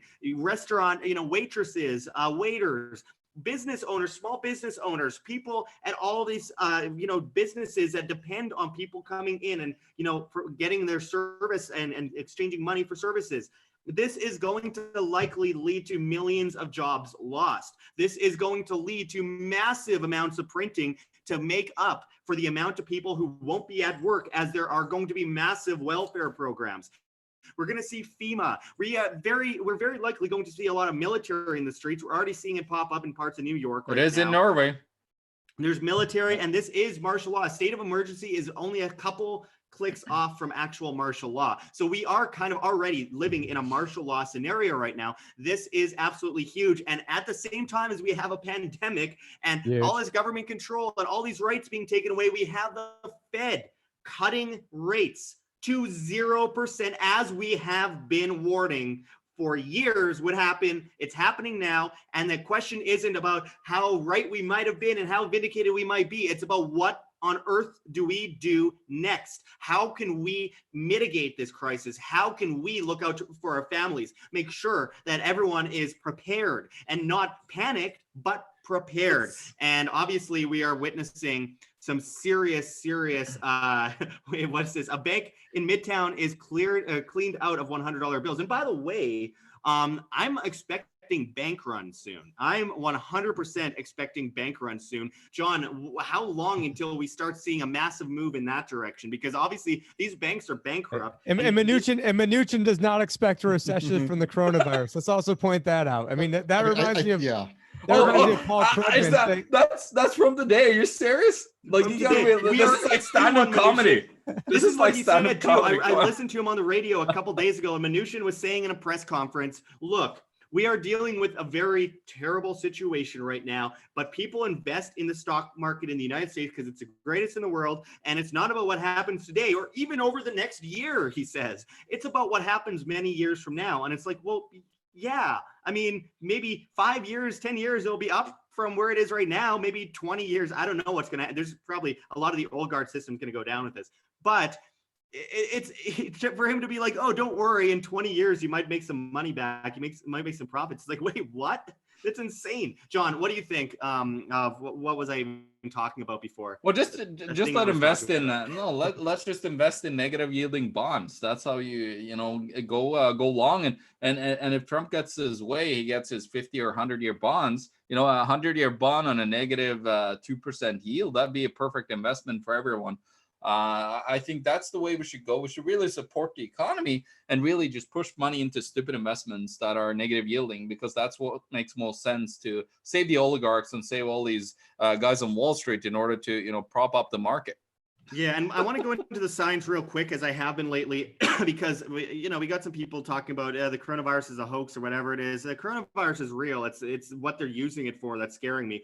Look, people shouldn't be looking at this as fear mongering, but more as facts. These are facts. Sometimes these facts are scary. Utilize those facts and do something with them. Don't call it fear mongering, because I have to report the news, and this is a news, and it's history that we are living through. It doesn't mean we're all going to die. I think I had coronavirus to start off the year before anybody knew what it was. I was flying right around the new year, spending tons of times in airports, and I got super sick. So right as we started the Discord, at least John and Chris will know this. I mean, I took a 3-4 week hiatus from making any videos, any guest spots, any podcasts, anything, because I was super sick. And I look at all the symptoms I had. I felt super tired, had the chills. I was living in Arizona wearing a jacket, just shaking nonstop. But we had no mucus, no congested nose. But it was, and then you look at all the symptoms. I was like, my memory was all of a sudden going, and I've got, I'm like an elephant. I remember. I'm not saying anything about my health because I don't need the cops or military at my door. This was like January 2nd. Patient zero. Patient zero. Were you on by any chance? We're lucky, Josh, that this didn't happen right as we came home from Acapulco.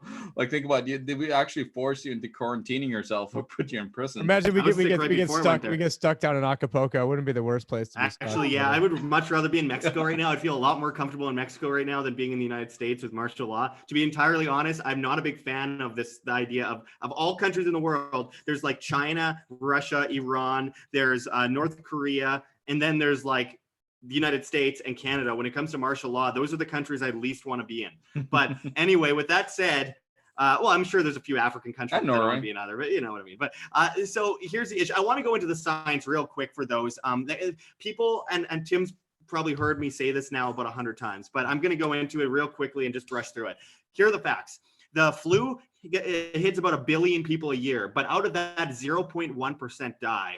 Out of what we're seeing with the coronavirus, it's 3.7% to 6%, and some places as high as 8% death rates. So that's much higher. We cannot compare it to the flu because we have seen the long run of 100 years of influenza, whereas we haven't seen the full context of the coronavirus beginning to end yet. So regardless, it spreads faster than the regular flu. It can be caught more easily. It stays on surfaces longer. So yes, if we saw 1 billion people with coronavirus, it would be huge amounts of deaths.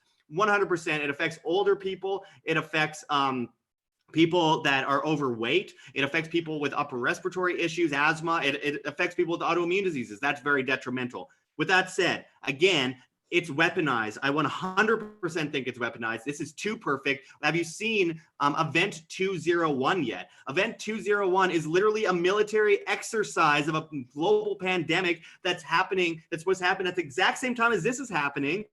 And literally the exact same thing, a breakout out of China. And then you have all these people, politicians, actors, and mainstream media anchors that are in on this exercise. It's a fact. Event 201 is a thing. Google it. It's crazy. I have been looking into it for about 2 days now, and I'm just amazed. I'm shocked. Yeah, it's up on YouTube. Don't exit out of this video. They'll open up in a new tab or something. But anyway, with that said, and hit that like button, guys. I appreciate it. But look, this is more about it being weaponized, being used to get control, being used to get a cashless society, and not a good one, a centrally planned cashless society through legal tender laws. That's a much different beast than something like decentralized cryptocurrencies and blockchain infrastructure technology. It's a different situation.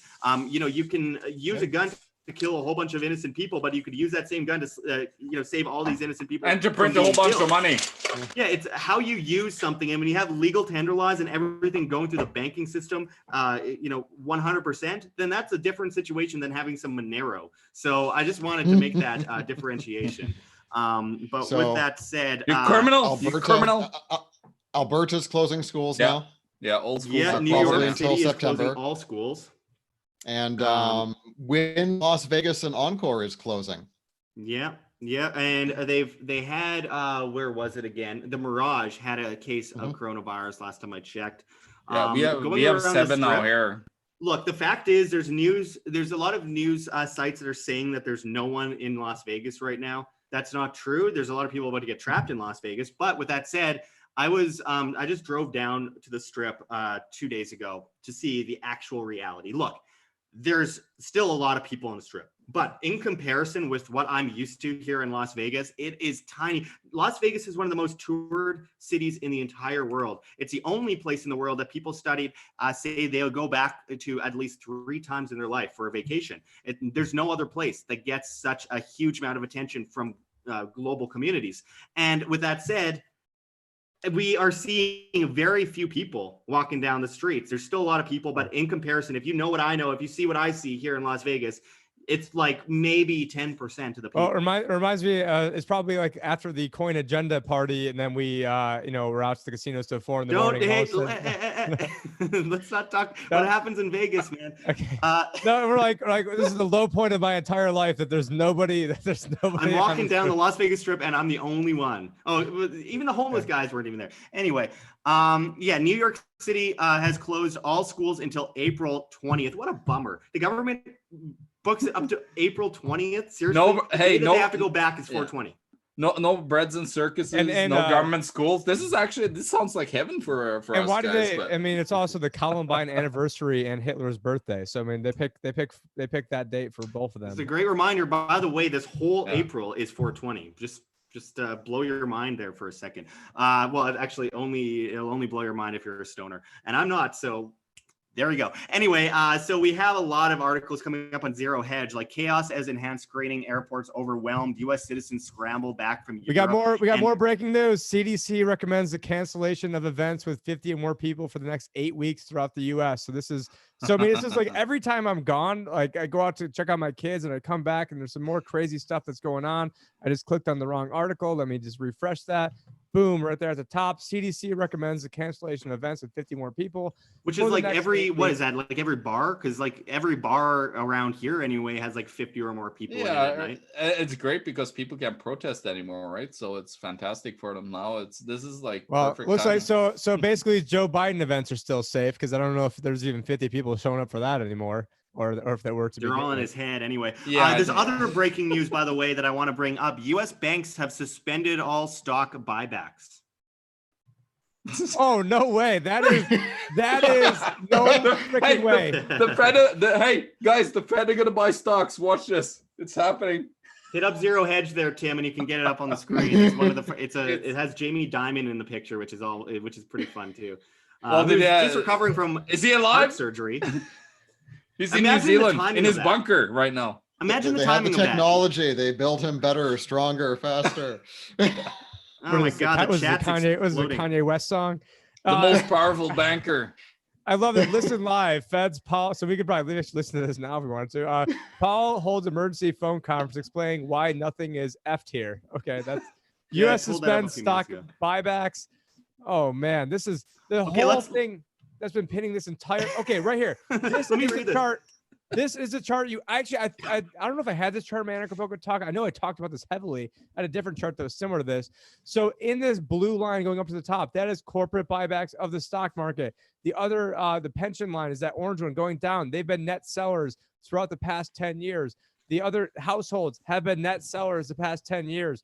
Foreign companies basically flat. The only people buying into this market have been the companies, and now they've suspended stock buybacks. This is absolutely crazy. U.S. banks suspend stock buybacks. This is the event. This is the thing. This is the reset, folks. This is absolutely history. I want to read some of this stock buyback article real quick here. At the top with the update, it says, as expected, it's not just JPM, but all major U.S. banks, which are ending stock buybacks with a financial service forum, which represents 8 of the nation's largest banks, including JP Morgan, Bank of America, Citi, Goldman, and others, are done repurchasing stocks until at least the end of the second quarter. The forum said its members will use their funds to help businesses through the tough times ahead. The decision on buybacks is consistent with our collective objective to use our significant capital and liquidity to provide maximum support to individuals, small businesses, and the broader economy through lending and other important services, the FSF said.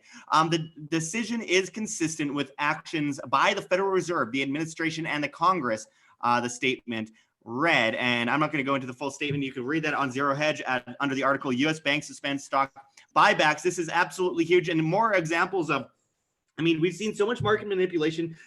John, we did a video on stock buybacks and how this would end badly when we did videos in Monument Valley in Arizona a couple years ago.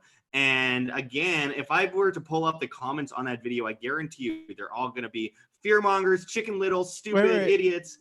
Guys, check this out. I'm looking at the gym. Maybe I'm just like scrolling this over too fast, but did they actually get rid of the buy on this Jim Cramer soundboard?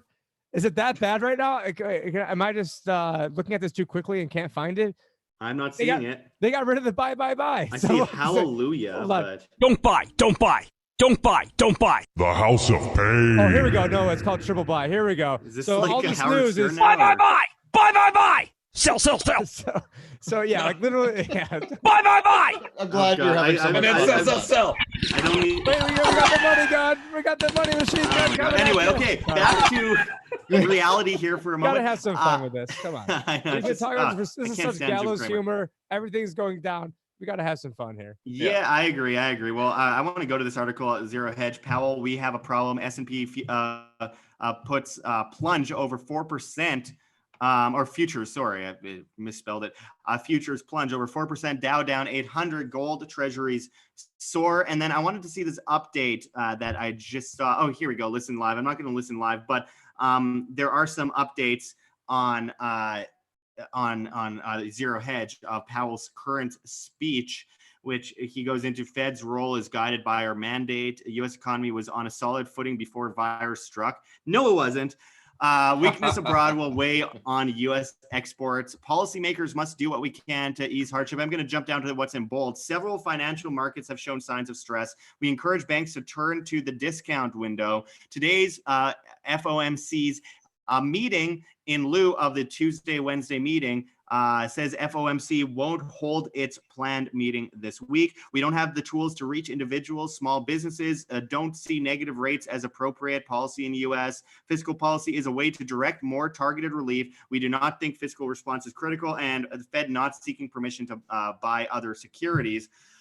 Man, what a crazy day. Well, John, do you want to let people know what's significant about what's on the screen right now? So I don't know if you can see this, but this is the Federal Reserve Economic Database, known as FRED, showing the total assets of the Federal Reserve. And John, do you want to let people know what might be kind of interesting about what's going on right now? Hey, I found the bug. Come on. So refresh the page and watch that number. Watch this. This is, so I actually have the number. 43, 11, 42, 41. Yeah. Look at that right here. Yeah.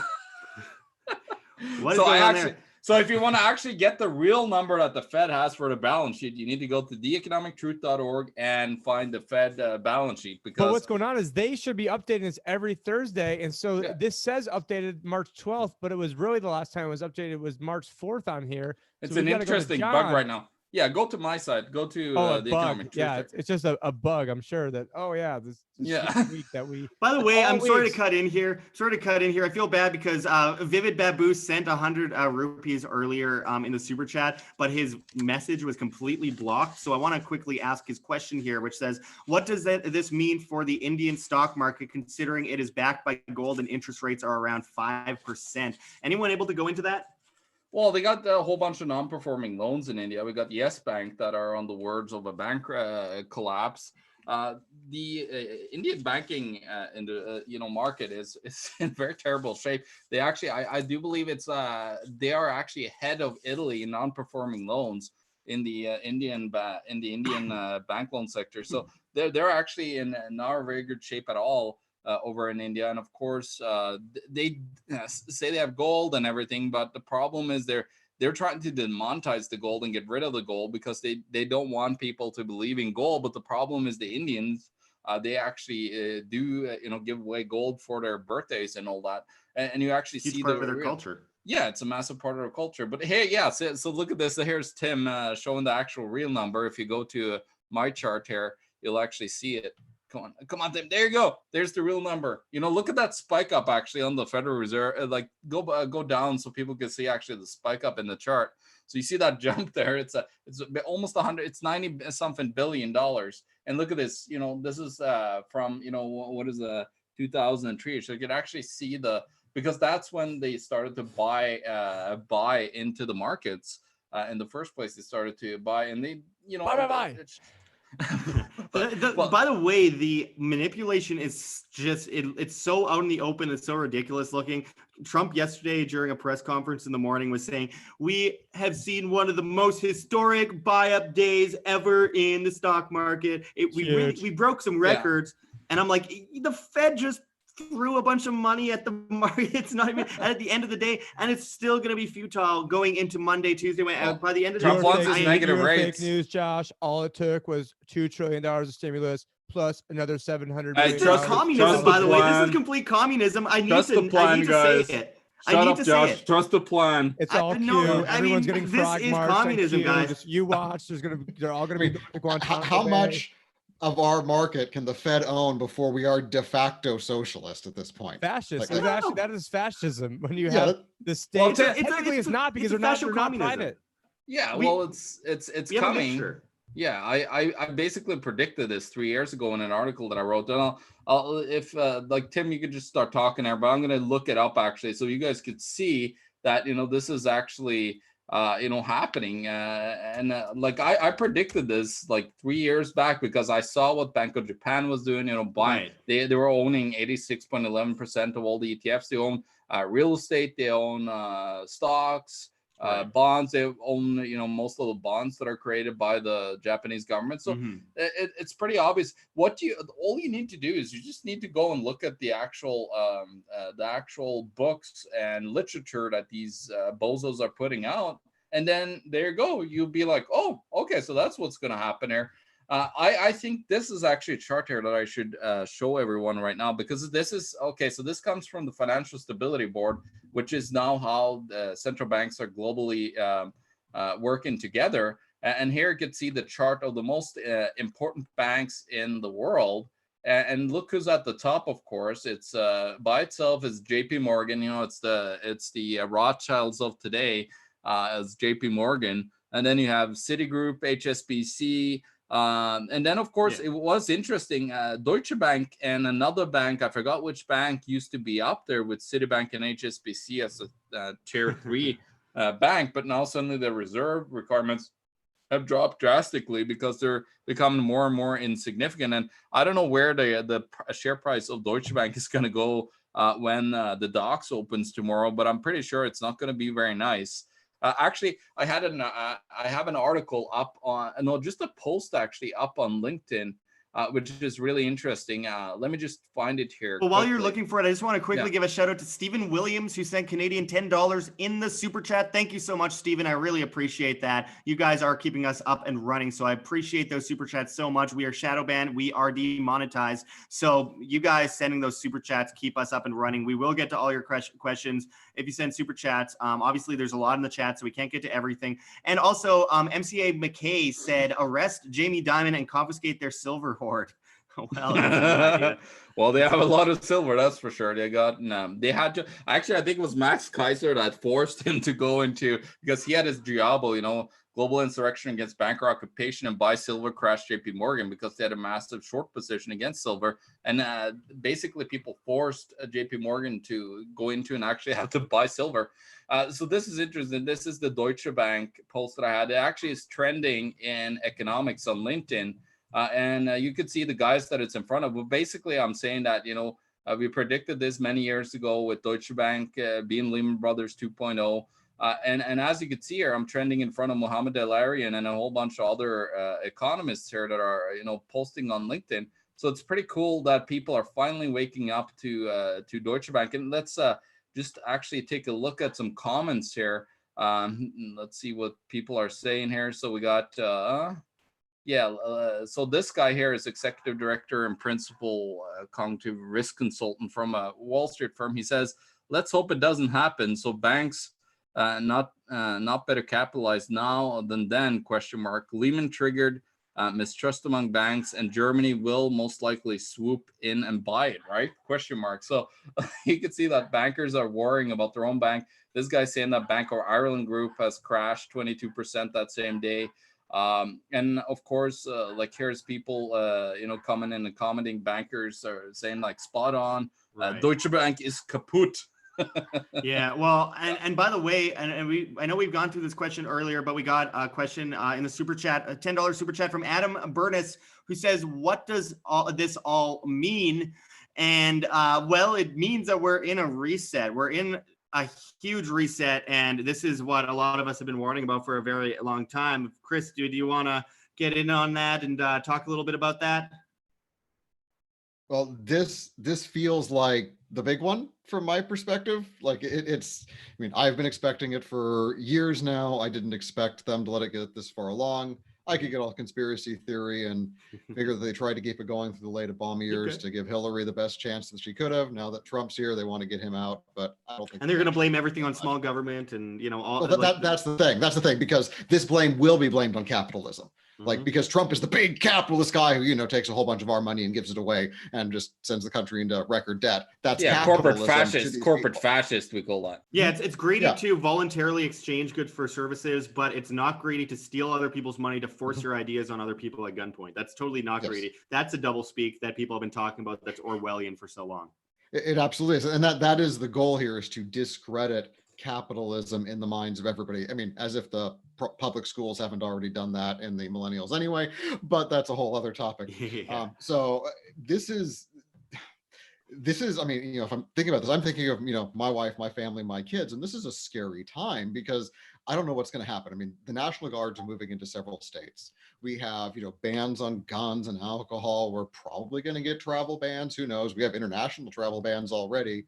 And interstate, I mean, this is, you know, this is a big time, and we have to make sure that we're not going to allow these tech conglomerates to silence the voices that need to speak out against this, because this is what they've been working up to. They've been trying to discredit us for as long as they've been around, and they don't want us to be able to actually speak out what's really happening, to speak anything against the approved message. And they love it if, you know, half of us defend Trump and half of us defend Bernie, because that's the fight they want. That's the fight they're used to having, is the Republicans versus the Democrats on that little bit of card. You're arguing about whether you're going to tax the corporations 25%, you're going to tax them 33%. That's the big fight of our age. It's not about how they're literally stealing our savings through this inflation. They've convinced us that deflation is such a big, giant, scary boogeyman that they need to print money endlessly to counteract it and steal all the wealth we've built up. And who do they give that wealth to when they steal it from? Is the big banks, the big corporations, anybody at the top that can easily get this money. And then before any of the inflation hits us, they just buy whatever the crap they want with it. And then eventually it wheels its way through. And then we finally realize that all our prices have gone up and we're no better off for it. Absolutely. By the way, M. Goldie sent $3.99 in the super chat. John has his dog with him. As M. Goldie's message says, is Bitcoin a buy? The market is scary. Well, it certainly is. Scary, that is. I will not give any financial advice. I will not tell what people should or should not buy. That is very shady legal territory right there. But with that said, from my opinion personally, if I had money right now, I would definitely be buying Bitcoin. Not because I think it's not going to go down any more than it currently is. But with that said, people always panic buy Bitcoin at the top and panic sell it at the bottom. And that is one of the most annoying things over the last few years, watching the crypto market and how people react to this kind of stuff, the fear and obviously the greed as well. So the fear and greed index right now is at a very high level of fear for Bitcoin at the moment. But yeah, I mean, honestly, I don't see it really as wealth insurance right now at all. Mostly because we are. Well, it's bank failure insurance because you could transact it as the banks freeze up with capital controls, right? That's how I look at it mostly, actually. I muted myself. Well,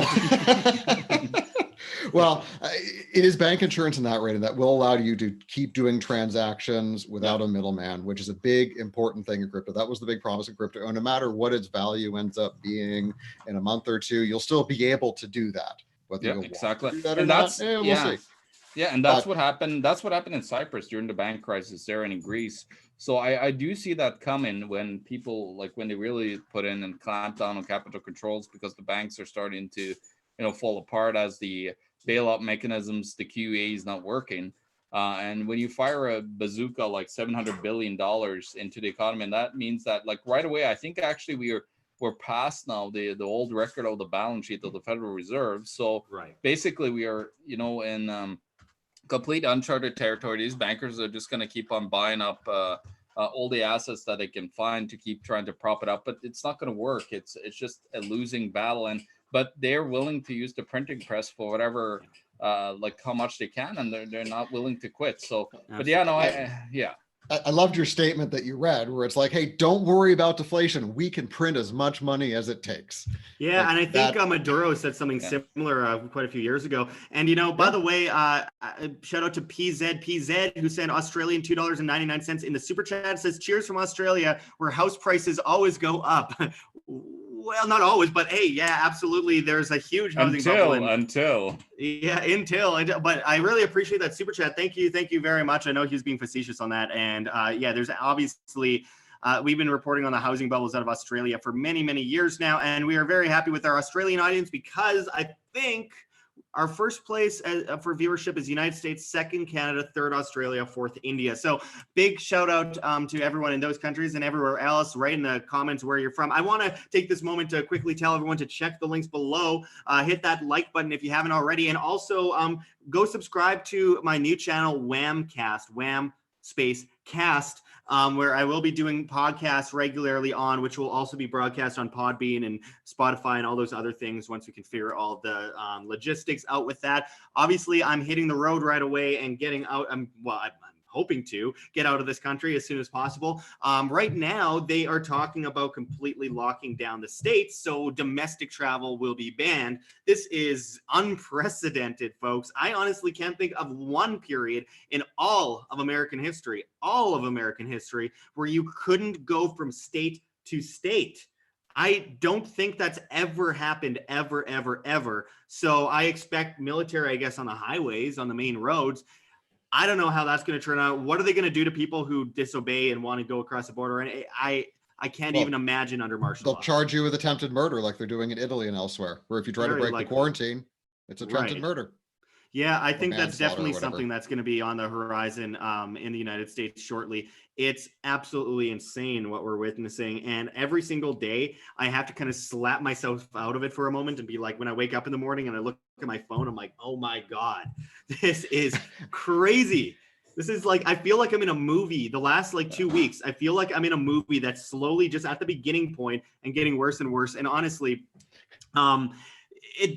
there's a lot of experts, epidemiologists, Harvard professors that say like 70% of the planet is going to get the disease. Now, I don't know how detrimental that in itself will be, but the market reaction, the government reaction, that is what terrifies the F out of me going forward. Because this, I mean, well, what's going to happen if 70% of people are under, well, the whole world's under quarantine? Talking in the UK, people 70 and older might have to be self-isolated in their house, and that could last as long as 4 months. Oh, I mean, they're going to be locked. Yeah, I agree with you about the movie thing. When the Iranian health minister like started getting it on TV and was sweating and had to be helped off the stage, I was like, this is a movie. Like we're in a movie, right? This is ridiculous. And if you look at Event 201, it literally is kind of a movie. It's like there's literally, I believe that this was set up on purpose. At first, I'm like, how does the establishment benefit from a complete collapse and reset of the currency? And I'm like, well, it's not really about that. It's that's part of that's a factor in a much wider game of chess here. And honestly, I'm just concerned that the government's going to have full control over everything. Constitution suspended. I just think that we are walking into a zombie apocalypse movie, but with instead of the zombies, we got the government. Well, Norway's sure like very zombie-ish. My dad was out filling gas, and he barely, like, it was like being out at nighttime in the middle of the day. My mom cleans places at an office that runs all the banking payment systems in Norway, and she actually was telling me is that like when she goes on the metro systems, there's like basically nobody there. So I was like, yeah, you got to show. So she's going to Skype me tomorrow, and I'm going to get to see like the craziness for myself, like actually what's happening in a fully quarantined zone, because Norway, as of tomorrow, they're closing all ports in airports and seaports, and they're clamping down, completely closing their borders in Norway. Well, by the way, John, I forgot to mention so far is that I talked to someone last night in a quarantine facility in New York, and I was told that they got 4 hours a day of internet. They're actually being told how much internet they can have. This is crazy. I don't know if that's with all of them, but it's the person I talked to said, yeah, they got about 4 hours of internet in the quarantines. What? I mean, I got to get more info on that if that's true, man. I need that to is get insane. Yeah, I need to get that South Park episode. Seriously, yeah.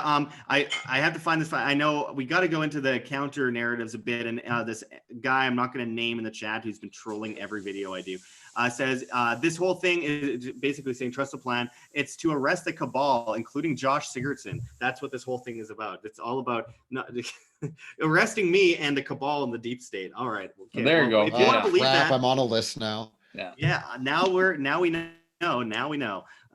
Man, some people. But anyway, I really appreciate everyone joining us today. By the way, for those that are watching, Chris, can you tell people where they can find your work and more information on you?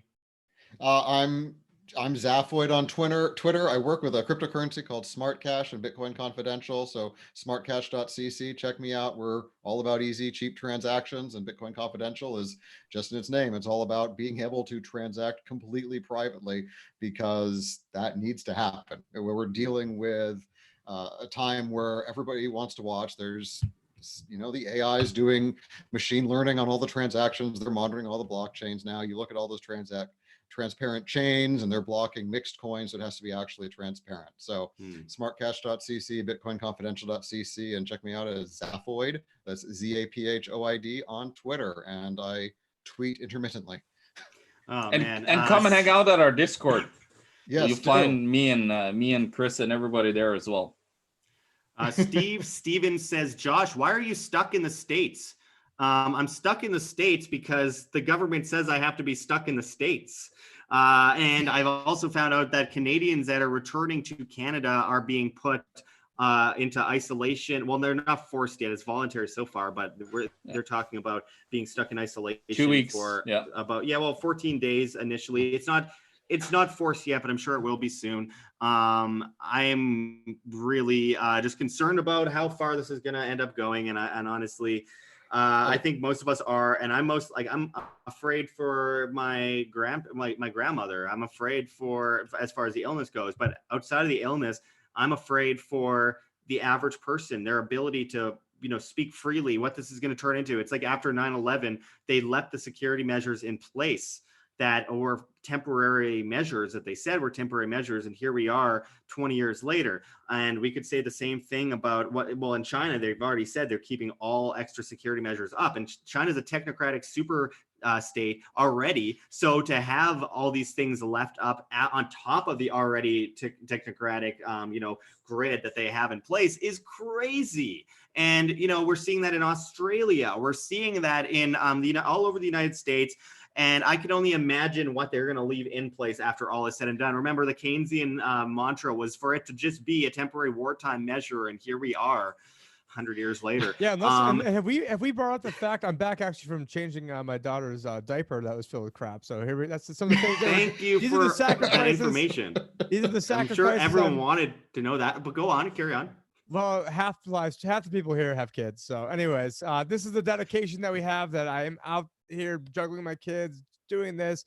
But yeah, we had Steven Mnuchin came out the other day, I believe on Friday, and said that the Fed is basically, it was like a Mario Draghi type moment when he said they'll do whatever it takes. In this instance, he said they are willing to provide unlimited liquidity. So that is absolutely craziness. But I do want to, if it's okay with you, my uncle is a world traveler, big time CEO, like private equity guy, flipped around companies, complete badass. I mean, one of the guys I look up to the most. And so he has a lot of experience over in China. I mean, he's been there he basically, like most of the year, he's like living over there.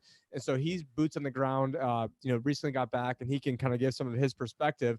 And so, I mean, this guy also, he holds the U.S. record for rowing across the Atlantic Ocean type badass. So, I mean, this is the type of guy we're dealing with here, just to paint the picture. COVID-19 perspective. On or about January 23rd, 2020, President Xi of China announced the closure and quarantining of Wuhan, China, a city of 11 million people, the size of New York City and Chicago combined. Chirac. Notification was given to the citizens of Wuhan about 12 hours in advance of the complete shutdown of the city. In that 12-hour window, it has been estimated that more than 3 million people fled the city, taking with them the COVID-19. Very important to remember that. Wuhan, China is considered the Detroit of China, the automobile capital. Multiple multinationals from car makers around the world who live there and work there fled, as many others spreading the COVID-19 around the globe. A big mistake by local officials in central China, central government. What followed was a complete shutdown of other cities in China as well as Hong Kong. It was illegal to, meanwhile, he's been over in Hong Kong most of the past year. It was illegal to go out in public without masks. It was and still is a legal requirement to have 100% of the workers wearing masks while at work. And he actually just told me, because I was on a call with him right before we decided to go live over here. And he said actually in January he bought, I forgot it was 1 million or 2 million masks for his workers. So, I mean, he had that he had that insight. He also went ahead and, bought laptops and restricted travel for all of his employees besides himself and one of their top level CEO type or CFO in the company, but everyone else was on a travel ban going back to January, even people in America. So restaurants were closed, all schools were immediately closed, and the Chinese people didn't want to be told to stay, didn't need to be told, didn't need to be told to stay in their homes. They just did. In the city of Shenzhen of 13 million people, considered the Silicon Valley of China, where I was in January, there wasn't a person on the streets or car driving down the road. Everyone was sequestered in their homes. That continued the first 30 to 40 days in Shenzhen and all throughout China. Again, the city the size of Atlanta plus Houston plus Boston plus a dozen other mid-sized U.S. cities shut down. It has taken roughly 60 days with the draconian measures put in place in China to actually stop the spread of the virus. Arguably, it's safer to be in China right now than any other place in the world due to the safety protocols that was implemented and still remains. Fast forward 2 weeks ago, I flew back from the Philippines, where I'd been for the past 6 weeks, avoiding the fallout of COVID-19. Upon entering on my direct flight from Manila at LAX, there were flights arriving from Japan and South Korea, two of the early hotspots of COVID-19. There was not a single precaution being taken upon arrival of these flights. No temperature checks, no mask being worn by immigration control, nothing. As of last Thursday, there was still nothing in place to safeguard against the influx of COVID-19 through our borders. Everyone should get ready and brace for the fall from COVID-19 because we have not seen its full impact, not even close, economic or social. In the USA, most people are still going on about their day-to-day business. All schools haven't been even shut down yet. The 2-week shutdowns announced will have limited impact. COVID-19 is going to peak in 60 to 90 days, not 2 weeks. Layoffs are coming. People need to start getting very, very serious about the huge fallout from COVID-19. The graduated response that's been taken is a huge mistake. It's denial and simple window dressing. The key to fixing this problem is to first recognize that there is one. Yes, this is a big problem. Anyone reading this post will be impacted, if not already. Be smart, be safe. P.S. My 60 to 90 day estimate of the COVID-19 peaking is a best case scenario, Josh. Yeah, wow. I mean, see, and we get a lot of people that are fudging it and saying that, oh, we are witnessing the end of it already. Like in China, oh, we've reached the peak and now it's all getting better. Everyone's recovering. Well, China was caught releasing people that still had it, claiming they didn't have it, only for them to end up getting it back as a super bug. And then you have the government trying to say, yeah, well, we got lower numbers now, but they were releasing people, and then people were saying that it's a reoccurring illness, which there is some evidence of, but not in the way that malaria is a reoccurring illness, but in the sense that there's people being let out of hospitals with it still that are mostly getting better, and then they start getting worse again, and because they form super bugs. You have the Drudge report up on the screen. Chaos to get back in USA. Panic, pandemic, Trump, pray, don't hoard. Fed cuts rates to zero. Stocks limit down, world shutting. Italy, 368 dead in a day, sick map. Well, I want to go to Zero Hedge real quickly, Tim, to go to the article that says Goldman takes out the chainsaw, cuts U.S. Second quarter GDP to negative 5%, says recession has begun.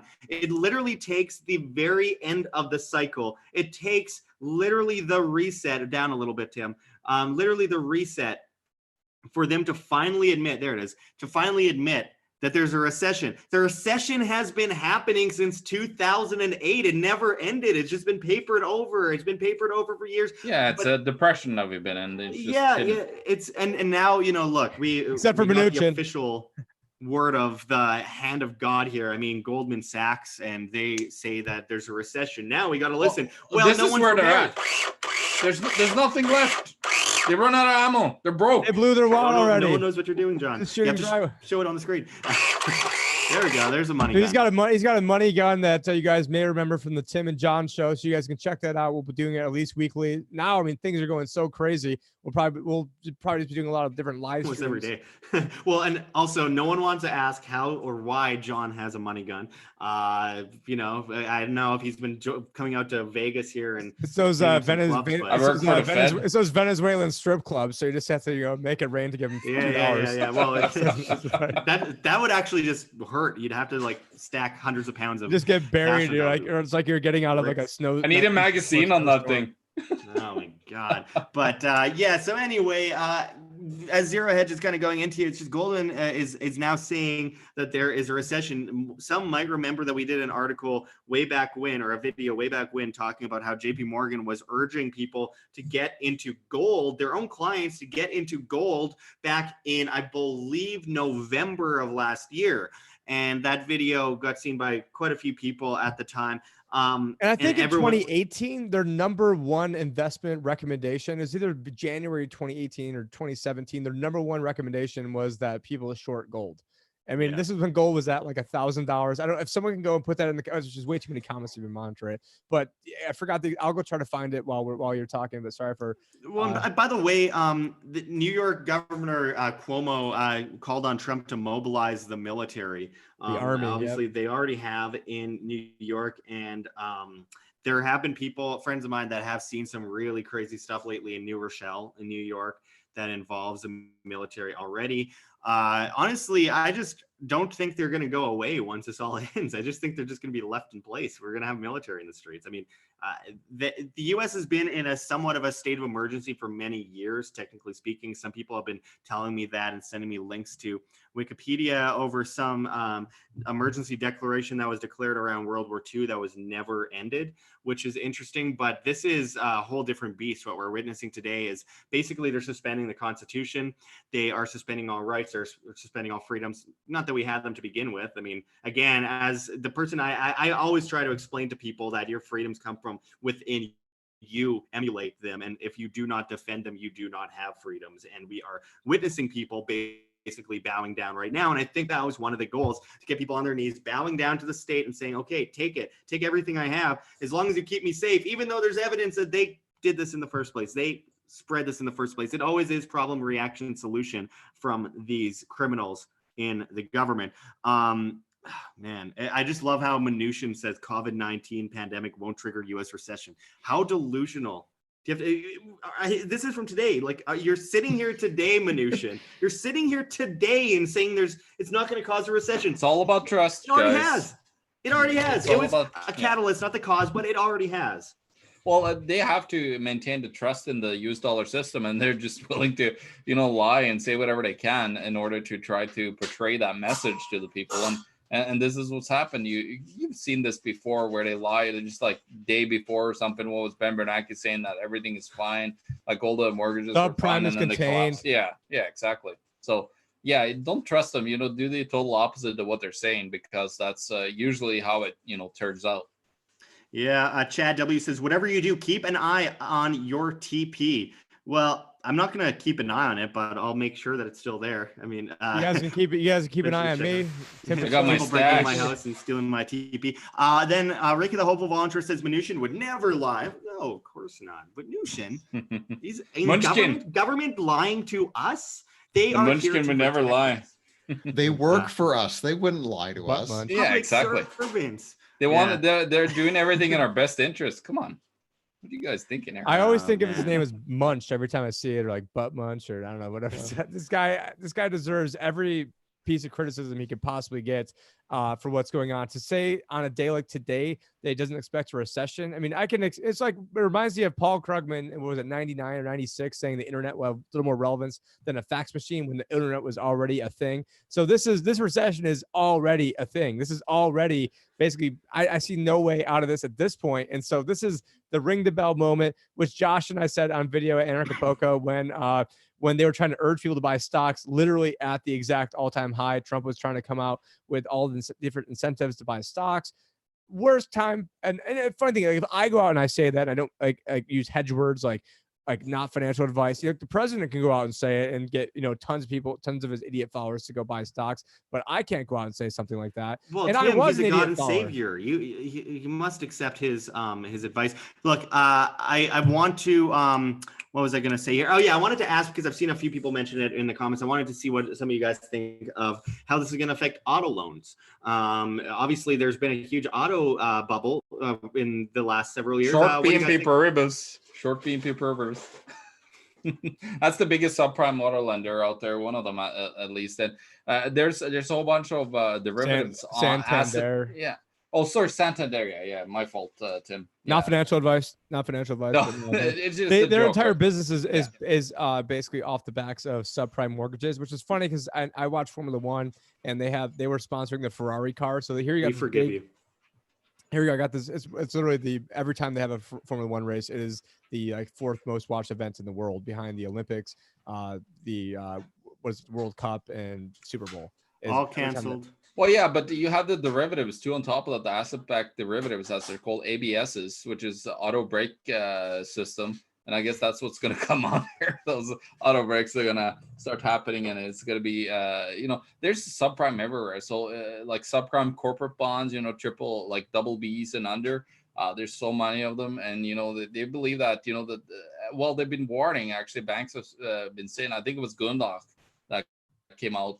Was it 6 days really ago, good. saying that the $10 trillion corporate debt problem, with most of it being junk bonds now that are getting issued. That was a big warning, and of course we warned about that for about a year. About that in the overlaying and let's also talk about who Jeff Gundlach is. He is the world's most respected bond manager there is. It used to be Bill Gross, now it's Jeffrey Gundlach. He's one of the only investment professional people that I even pay any attention to or would give credence to what he says. And so this is about as big time as the guy you're going to get. I mean, CMB, I know famously about a year or two ago, right around when all this stuff was breaking down in October, Q4 of 2018, I think CNBC was chastising him, or Jim Cramer tried making fun of him. So finally, I was like, you know what? Fine, screw you guys. I'm never going on your show again. And then they were coming begging to him, and Jim Cramer had to issue an apology. I don't know if he's back on CNBC, but he had to self-impose you know what? You guys need me more than I need you guys. And so I know that was a CNBC interview, by the way. And by the way, I want to go into a couple other things here. We got self-prioritized hybrid says, will we see hyperinflation. How are they going to pay for this, all this stuff that they're doing? Well, print. But yeah, what do you think? Are we going to see hyperinflation come out of this? Well, we're seeing a hyperdeflation first, and that's what we're seeing now. Everything is breaking down because of the COVID. Nobody's moving around in the economy, so you have massive deflationary pressure that will eventually trigger. The bazooka that just came out from the Fed is $700 billion. There's almost nothing comparable that they've intervened even in 2008. So you see the deflation taking place first. And then, as I was stating in that 2002 speech from Ben Bernanke, there will be a printing madness coming out of it to try to exit out of deflation. But I think the reaction is going to be too great, and it's going to end up happening that you get a full-blown collapse out of it with the Fed and other central banks just printing too much money, and the trust. I think not even the printing. I think the trust is going to be broken with the population, with the legal tenders around the world, and as that trust breaks, that's it, and it's game over, because usually within a year, actually 99.9% of the time, I think it's even 100%, that within a year, when the trust breaks in a currency or a medium of exchange, it's gone within a year, either in a devaluation or complete hyperinflation. Right, and I like that Brady Bunch look that we had going there for a little while with the 4 people on the screen. But anyway, Chris, what do you think about inflation going forward here? I mean, I could be surprised again. I thought we'd see more inflation after the 2008 crash, but all of that just ended up in the stock market and some other commodities. So it's possible they managed to pull this out and get us in a semi-stable state again. But I mean, this is a big double whammy. And, if it was just a crash from something, subprime auto loans or student loans or something like that, then it'd be one thing. But with the virus, life is not going to return to normal for 3 months, at a conservative estimate. Yeah. And, what is that going to do to American life? I mean, is this something we can come back from? I don't think so. But maybe the average person, they so desire normalcy that they'll have to just return to normal. Their money's worth half as much at the end of this. Yeah, I just don't know. It's catastrophic. And it is. I mean, this is catastrophic. This is gonna affect a huge number of people, and I could see them easily using that as an excuse to roll in a UBI or roll in, some huge government program that will just. Thank you, Tim. A huge government program that just solve everything, because Trump's instinct is to do stuff like that. He's not leave the free market to handle itself. Yeah. He is somebody who will try to step in to do things, if for no other reason than to save his re-election campaign. So we're going to see. It reminds me of like when Bush said, in order to save the free market, we need to abandon the free market in 2008 for the TARP. Which we're launching right now. What we're launching right now what we already launched before today's announcement already far exceeded the TARP. But then even remember, the TARP was actually just a smokescreen for a secret $16 trillion bailout. That the only reason we even know that is because of a FOIA request by Mark Pittman. And then Mark Pittman then ended up magically dying right after that FOIA request got granted. I don't know, maybe it was a coincidence, but it's just, there was a secret $16 trillion bailout that almost nobody knows about. It went to Canadian banks and banks around the world. It went to basically all the richest people and institutions in the world. Like Muammar Gaddafi's central bank got money. The Bank of England got money. It was a giant rob Peter to pay Paul. And if we go back to the Federal Reserve economic database, or actually, let's go back to the economictruth.org. And we see over here where the balance sheet pauses out at about $4.5 trillion. Well, that's when I initially thought that the what was going to hit the fan.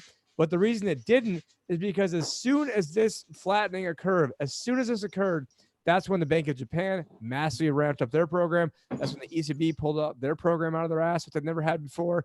And so everyone started printing money when the Fed stopped. And then that's what then led to having this whole like debt carousel keep going around and around and around. And then it wasn't then as the Fed started to sell bonds, because I also had a presentation January of 2017, Trump effect, why good news is bad news. And I'm not saying this to take victory laps. I'm saying this because I need to illustrate, I know what's going on, because you can't tell somebody, it's because all these guys like Mnuchin and Bernanke they've been wrong on everything. So if you're going to listen to them, you deserve to lose all your money. Don't come crying to me after you've already lost it. Listen to people like you see on the screen right now who have been predicting what's going on. So I was saying all this puffery of how great things are going. Great job, Donald Trump. You're going to lose the ability of the Fed to not raise rates, because under Obama, every time the Fed was about to raise rates, magically there was some new calamity or something, some new excuse to not raise rates. And then what was going on is that under Trump, things were supposedly so good, the Fed lost an excuse. And then because of Donald Trump's, why couldn't the Fed raise rates if it's the greatest economy ever? And so guess what? We were at $4.5 trillion. We're going to go back up. The Fed's going to have an unlimited balance sheet. All of your kids and grandkids are going to be slaves to this unless something is being done. This is the Crown's money right now. They own our money, and pretty soon they're going to own everything because the Fed's going to step in and start buying everything. This is a banana republic without the bananas. Well, and by the way, make sure to hit like on this video. This is just the beginning, guys. If we're probably going to end up doing a video in the next few days or week about the Fed emergency rate cut to negative whatever. I know it's going to happen. One person wrote, Pat Capone wrote, are we headed to negative rates like Europe? And the answer is absolutely yes. I don't even think we need to add that much to it. Absolutely yes. And Lorraine Weymouth wrote mortgages. What do you guys think about mortgages? Because this is obviously, we're seeing a hugely inflated real estate market. Obviously, it's a hyper localized issue, but I mean, nationally, we are witnessing a huge amount of real estate bubbles. What's going to happen? Well, the ones that are going to hit the worst is, of course, there's UK, there's Norway, there's Sweden, there's Canada. We have massive real estate bubbles, especially in Vancouver, Toronto here. There's just beyond belief. Norway has, crazy bubbles as well. The UK, we talked about basically every bubble on this channel, Josh, for a long time. And I think that, these are going to start popping because there's going to be a strain. First of all, they're actually suspending payments to Norwegian. Oh, I forgot that. They're suspending all payments to Norwegian banks, actually. So if you had a mortgage, a loan, or whatever with that bank, they're actually not charging you that over the lockdown period in Norway. So that is happening. So, but that will then also put strain on the bank that also needs to, fund that money elsewhere. So you're seeing a lot of this will happen where put a lot of deflation pressure onto those markets. And on top of that, we have the baby boomers, in a lot of countries, they wanting to sell off assets as well. But, they're stuck. And this is the big thing here. Now, let's just ignore real estate and look at the pensions. People are retiring right now. And this is the number one question that any financial advisor dreads to answer, except for Tim, of course. But if you ask them, it's like, what if I retire right into a, downturn? What am I going to do with the money? And then they just have a blank stare at you. And of course, that's how it all, comes together. Tim, can you make us a Brady Bunch again for a moment? So we've got a few comments coming in. Again, if you haven't already, make sure to press like on this video and check those links below. There's many. You could become a client of Tim's. There's a whole bunch of stuff. Before I get to the next question, I also just mention, so he started talking about retiring in a crisis. I gave a presentation last year at AnarchoVegas, the last one. It was called Crisis Retiring. I think Chris was in the audience for that one. Yep, I was. And that one, if you guys want to text, I'll put it right now in the chat. Text TDV to 71441. You'll actually get my presentation from the past 2 years. So from 2018 and 19's TDV. This year, I already released it. So you guys don't even have to go text that for last year's. Also get my free ebook. But in that is basically a master class on what to do in this type of environment. Would have been much better to watch it, 3 weeks ago. But guess what? Still very important now. I tried giving a workshop on crisis retiring, but I had some issues with Jessica Kill being able to do that. Sorry about that, Josh. You guys want that? It's there for free. Just trying to spread the information because I know that we've got hundreds of thousands will eventually see the information we're putting out in one way or another. And if 0.001% become a client, the hell is fun what we're doing. I'm using the money we get to help get video editors, help get people posting stuff, because people are like, oh, why aren't you covering this? Why aren't you covering that? Well, we have I'm out here changing babies' diapers and doing other stuff. We don't have to. I'm not. Tim's controlling a live stream right now, and he's been bouncing between clients and shows. I do all the editing. Lately, there's no time to edit because the news is breaking so much that by the time I get a video up, it's old news. So we have to do live as much as possible. But yeah, it's not like we have a news van with 500 people staffed working on this right now. It's very little. There's very few people that are working on a huge thing, breaking breaking the news to the public here. I want to ask before we go into the next question here, how long do you guys have? I don't want to keep you guys if you guys need to go. Just let me know if you guys need to get out of here at any point. Negative 10 minutes. So. Yeah, same with me. I gotta get my kids to bed at some point. Have been dying to go to the park, and so I told them I'll go to the park with them. One more question because it's unique and I thought it was interesting. We got a question from Kenji, who says, forget negative rates. Talk about the reserve ratio. It's much more of a draconian monetary tool. And it continued on to say, if I can get it up here, it says, they announced infinite QE via a zero reserve ratio. Anyone have anything to say about that? Well, are they talking about the central bank? No, the bank ratio of reserves. So that's basically a zero reserve policy that we had in Canada for the longest time.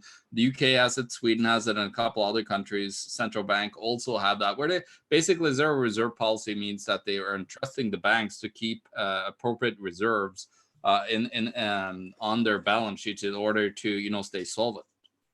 Yeah, I'm not exactly. I don't have the insight to properly go into that myself. Well, I'm but trying to find it on the question. BIS website, but because it's actually their top trending article was about a newsletter on buffer usability, which I think is similar topic. But what John was talking about is right now the banks need to hold, at least in America, need to hold 10% in reserves. This is basically what helped trigger the whole repo craziness that was going on. So if, let's say one bank has 11%, another bank has 9%, then the bank that has 11 will lend to the other bank that has 9, and then they won't have to actually go to the Federal Reserve discount window. But what is going on is that the banks didn't trust each other to lend money, so the rate actually got up to 10%. The banks could have just went to the Federal Reserve to borrow at 2.25 to 2.5 at the time, but they didn't because they'd rather borrow for 10 than borrow at 2.25. Because if they borrowed at 2.25, then everybody would know that they were in trouble, and then it'd be a gigantic, scarlet letter on them. So what the Fed is doing now is that if you can have that rate go from 10%, and I don't know if they are doing this right now, but let's say one of the other tools, and there are a bunch of tools, they've got very little tools left. So one of the tools is, you can keep it from 10% down to 8%, which goes down to 5%, which John mentioned. There's places in Canada at 0%. So, don't put it past them. That's probably going to happen. But the reason it doesn't have to happen now is because the Fed's stepping in with $500 billion 3-month repos 3 days in a row. So it happened on Thursday, happened on Friday, going to happen again tomorrow. And then you got $1.5 trillion there. Now you've got some other $700 billion program on top of $500 billion a day. I'm not really even sure what the $700 billion is about. So maybe can that be one of the last, does anybody of you guys know, because we came on as soon as this was breaking. I'm not really even sure what the full extent of this $700 billion repo, whatever. I don't know if it is repo, this QE is. Have you guys been able to look into what exactly is going on with the latest news that was announced for the 700? This is asset purchases. This is old school QE. This isn't repo purchasing like the 1.5 trillion they talked about. This is, we're going to buy mortgage-backed securities because those are still a thing that we need to worry about. They're going to buy treasuries, and I'm not sure what else they said they're going to buy, but I'm sure it'll be entertaining. And that's actually big because they used to not just buy treasuries directly. So I mean, what they were doing is they were having the too big to fail mega banks like Goldman Sachs, Bank of America. They would be the primary dealers. So they would, let's say, buy a bond from the Fed at $100, then the Fed, or from the Treasury for $100. Then the Treasury would like 3 days later, the Fed would come in and buy it from the banks for like $101. So I mean, that's a pretty good deal if you know that you get the front run the Federal Reserve, because they weren't even allowed to buy the treasuries directly. So are they talking, Chris, outright buying treasuries directly, or are they talking about buying it from the banks? They're probably talking about buying it from the banks because that's an additional screw job, an additional, that would F the American people more. So I'm guessing that's probably what they're doing. So the quantitative easing will take the form of $500 billion of treasuries and $200 billion of agency-backed mortgage securities. Fed said the purchase will begin Monday with a $40 billion installment. So they don't actually say where they're getting, if they're getting the treasuries from the banks or. Yeah, that'd be my guess. Yeah. But either way, I don't think they're even allowed right? I mean, to legally they're required to, right? Yeah, legally they need to make sure that the American people get rates before it goes directly to the Fed. Well, look at this though. Like they actually been doing outright purchases already, and as you can see here, their submitted amount. This was actually on the 13th, so that was on Friday. You're looking at submitted 22.65 but that was purchases from the bank. That's repo. That was purchased from the bank, so not directly from the Treasury. Oh yeah. Yeah, Okay, exactly. so I want to I got a super chat here from Worship to King, who sent $10 in the super chat. Thank you so much, man. Really appreciate those super chats. They go a long way here. $10 says, to listen up. $10. It says, listen up. Bitcoin to 3K, Dow sub 20K, S&P 500 will be worth 2,000 USD. I'm not sure what everyone's thoughts on that are, but I really appreciate that super chat. Again, we really do appreciate anything you guys can help us out with. MK says Canadian economy is toast. Agreed. And it has been toast for a long time. Look, all these centrally planned, super manipulated, terrible, fake money, legal tender crap, centrally planned economies have been toast as long as they've existed. This never ends well. History will tell us, basic economics will tell you that. And that is basically where we're at. The good old days, says Bitcoin 2,500 soon. Well, that's a sad thought, but hey, you know what? Possible. Before we wrap this up, I want to start with Chris, then John, then Tim, and then I'll end on myself. Just give people that pitch for where they can go and get involved in the things you do, and support you guys. As I said earlier, follow me on Twitter at Zaphoid, Zaphoid. Check out Smart Cash and Bitcoin Confidential, the cryptocurrencies I've been involved in. You can catch me on Discord basically all day, every day at discord.smartcash.cc. I'm Zaphoid on there as well. And yeah, I hope that you'll join us, and Tim will pitch his Discord, and I'm active in there as well. John? Yeah, well, you can find all my stuff at theeconomictruth.org. That's where I have everything. And of course, you could get these books there, plus some reports. I have a global risk report where I actually talk about the problems in our current economy and what I see as, being the big issue coming up here.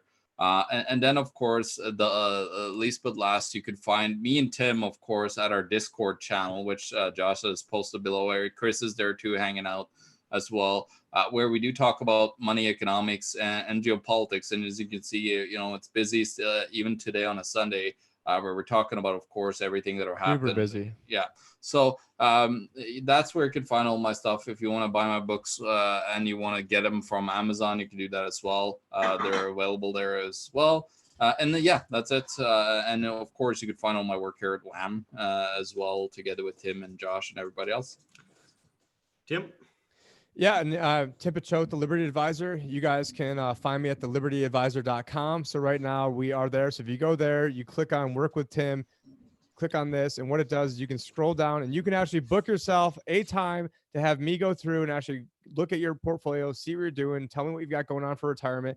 I am only taking on U.S. clients right now. And so personally, I'm only looking at accounts right now that are over $100,000. If you guys could have got with me, a few months ago, I didn't have that limit, but right now, things have gotten crazy enough that I did have to up that limit. Now on there, plethora of information. You can also go down. I've got, the phone that rings right next to me on there. You guys are talking directly with me and the people, everyone that's come from WAM so far. I have personally onboarded, personally talked with, personally helped move their money over. I didn't shuffle it off to anybody else. Someday it might be shuffled off, probably pretty soon. So, you guys want to talk to me right now, not right now, cause I'm going to be off with my kids, but later on next week. Right now. Right this second, limited time only for 8 seconds. But yeah, go to thelibertyadvisor.com.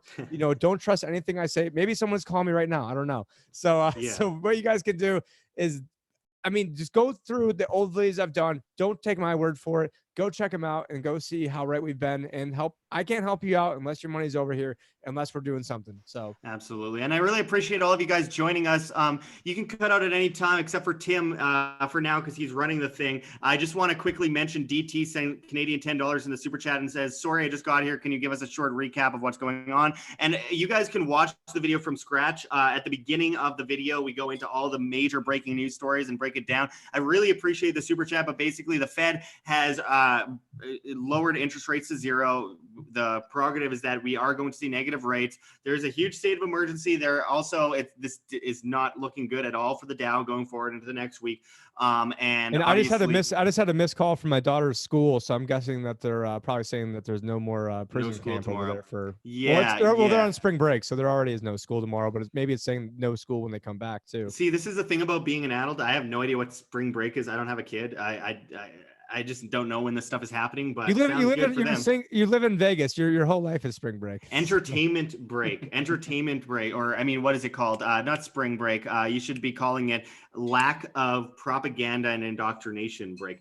Anyway, I want to thank everyone for joining us. Hit that like button, guys. And finally, as I always say, check those links below. GoFundMe, Patreon, Subscribe Star. Just $1 a month can change everything and keep independent media alive against this massive behemoth of propaganda, which put us in this situation in the first place. People could have been prepared, but no. Instead, the mainstream media took over, ripped us apart, made sure that we couldn't be seen when we were trying to warn months ago that this is going to happen. So here we are. We have to deal with what we have here. I think there's more solutions than there are problems, but right now we are facing a behemoth of totalitarianism facing us in the next couple of weeks. We need to be very careful about what we do next and how we prepare ourselves for this. This doesn't mean panic. This doesn't mean to be in fear. But anyway, you can find us on multiple different platforms. Find us on float.app, flote.app.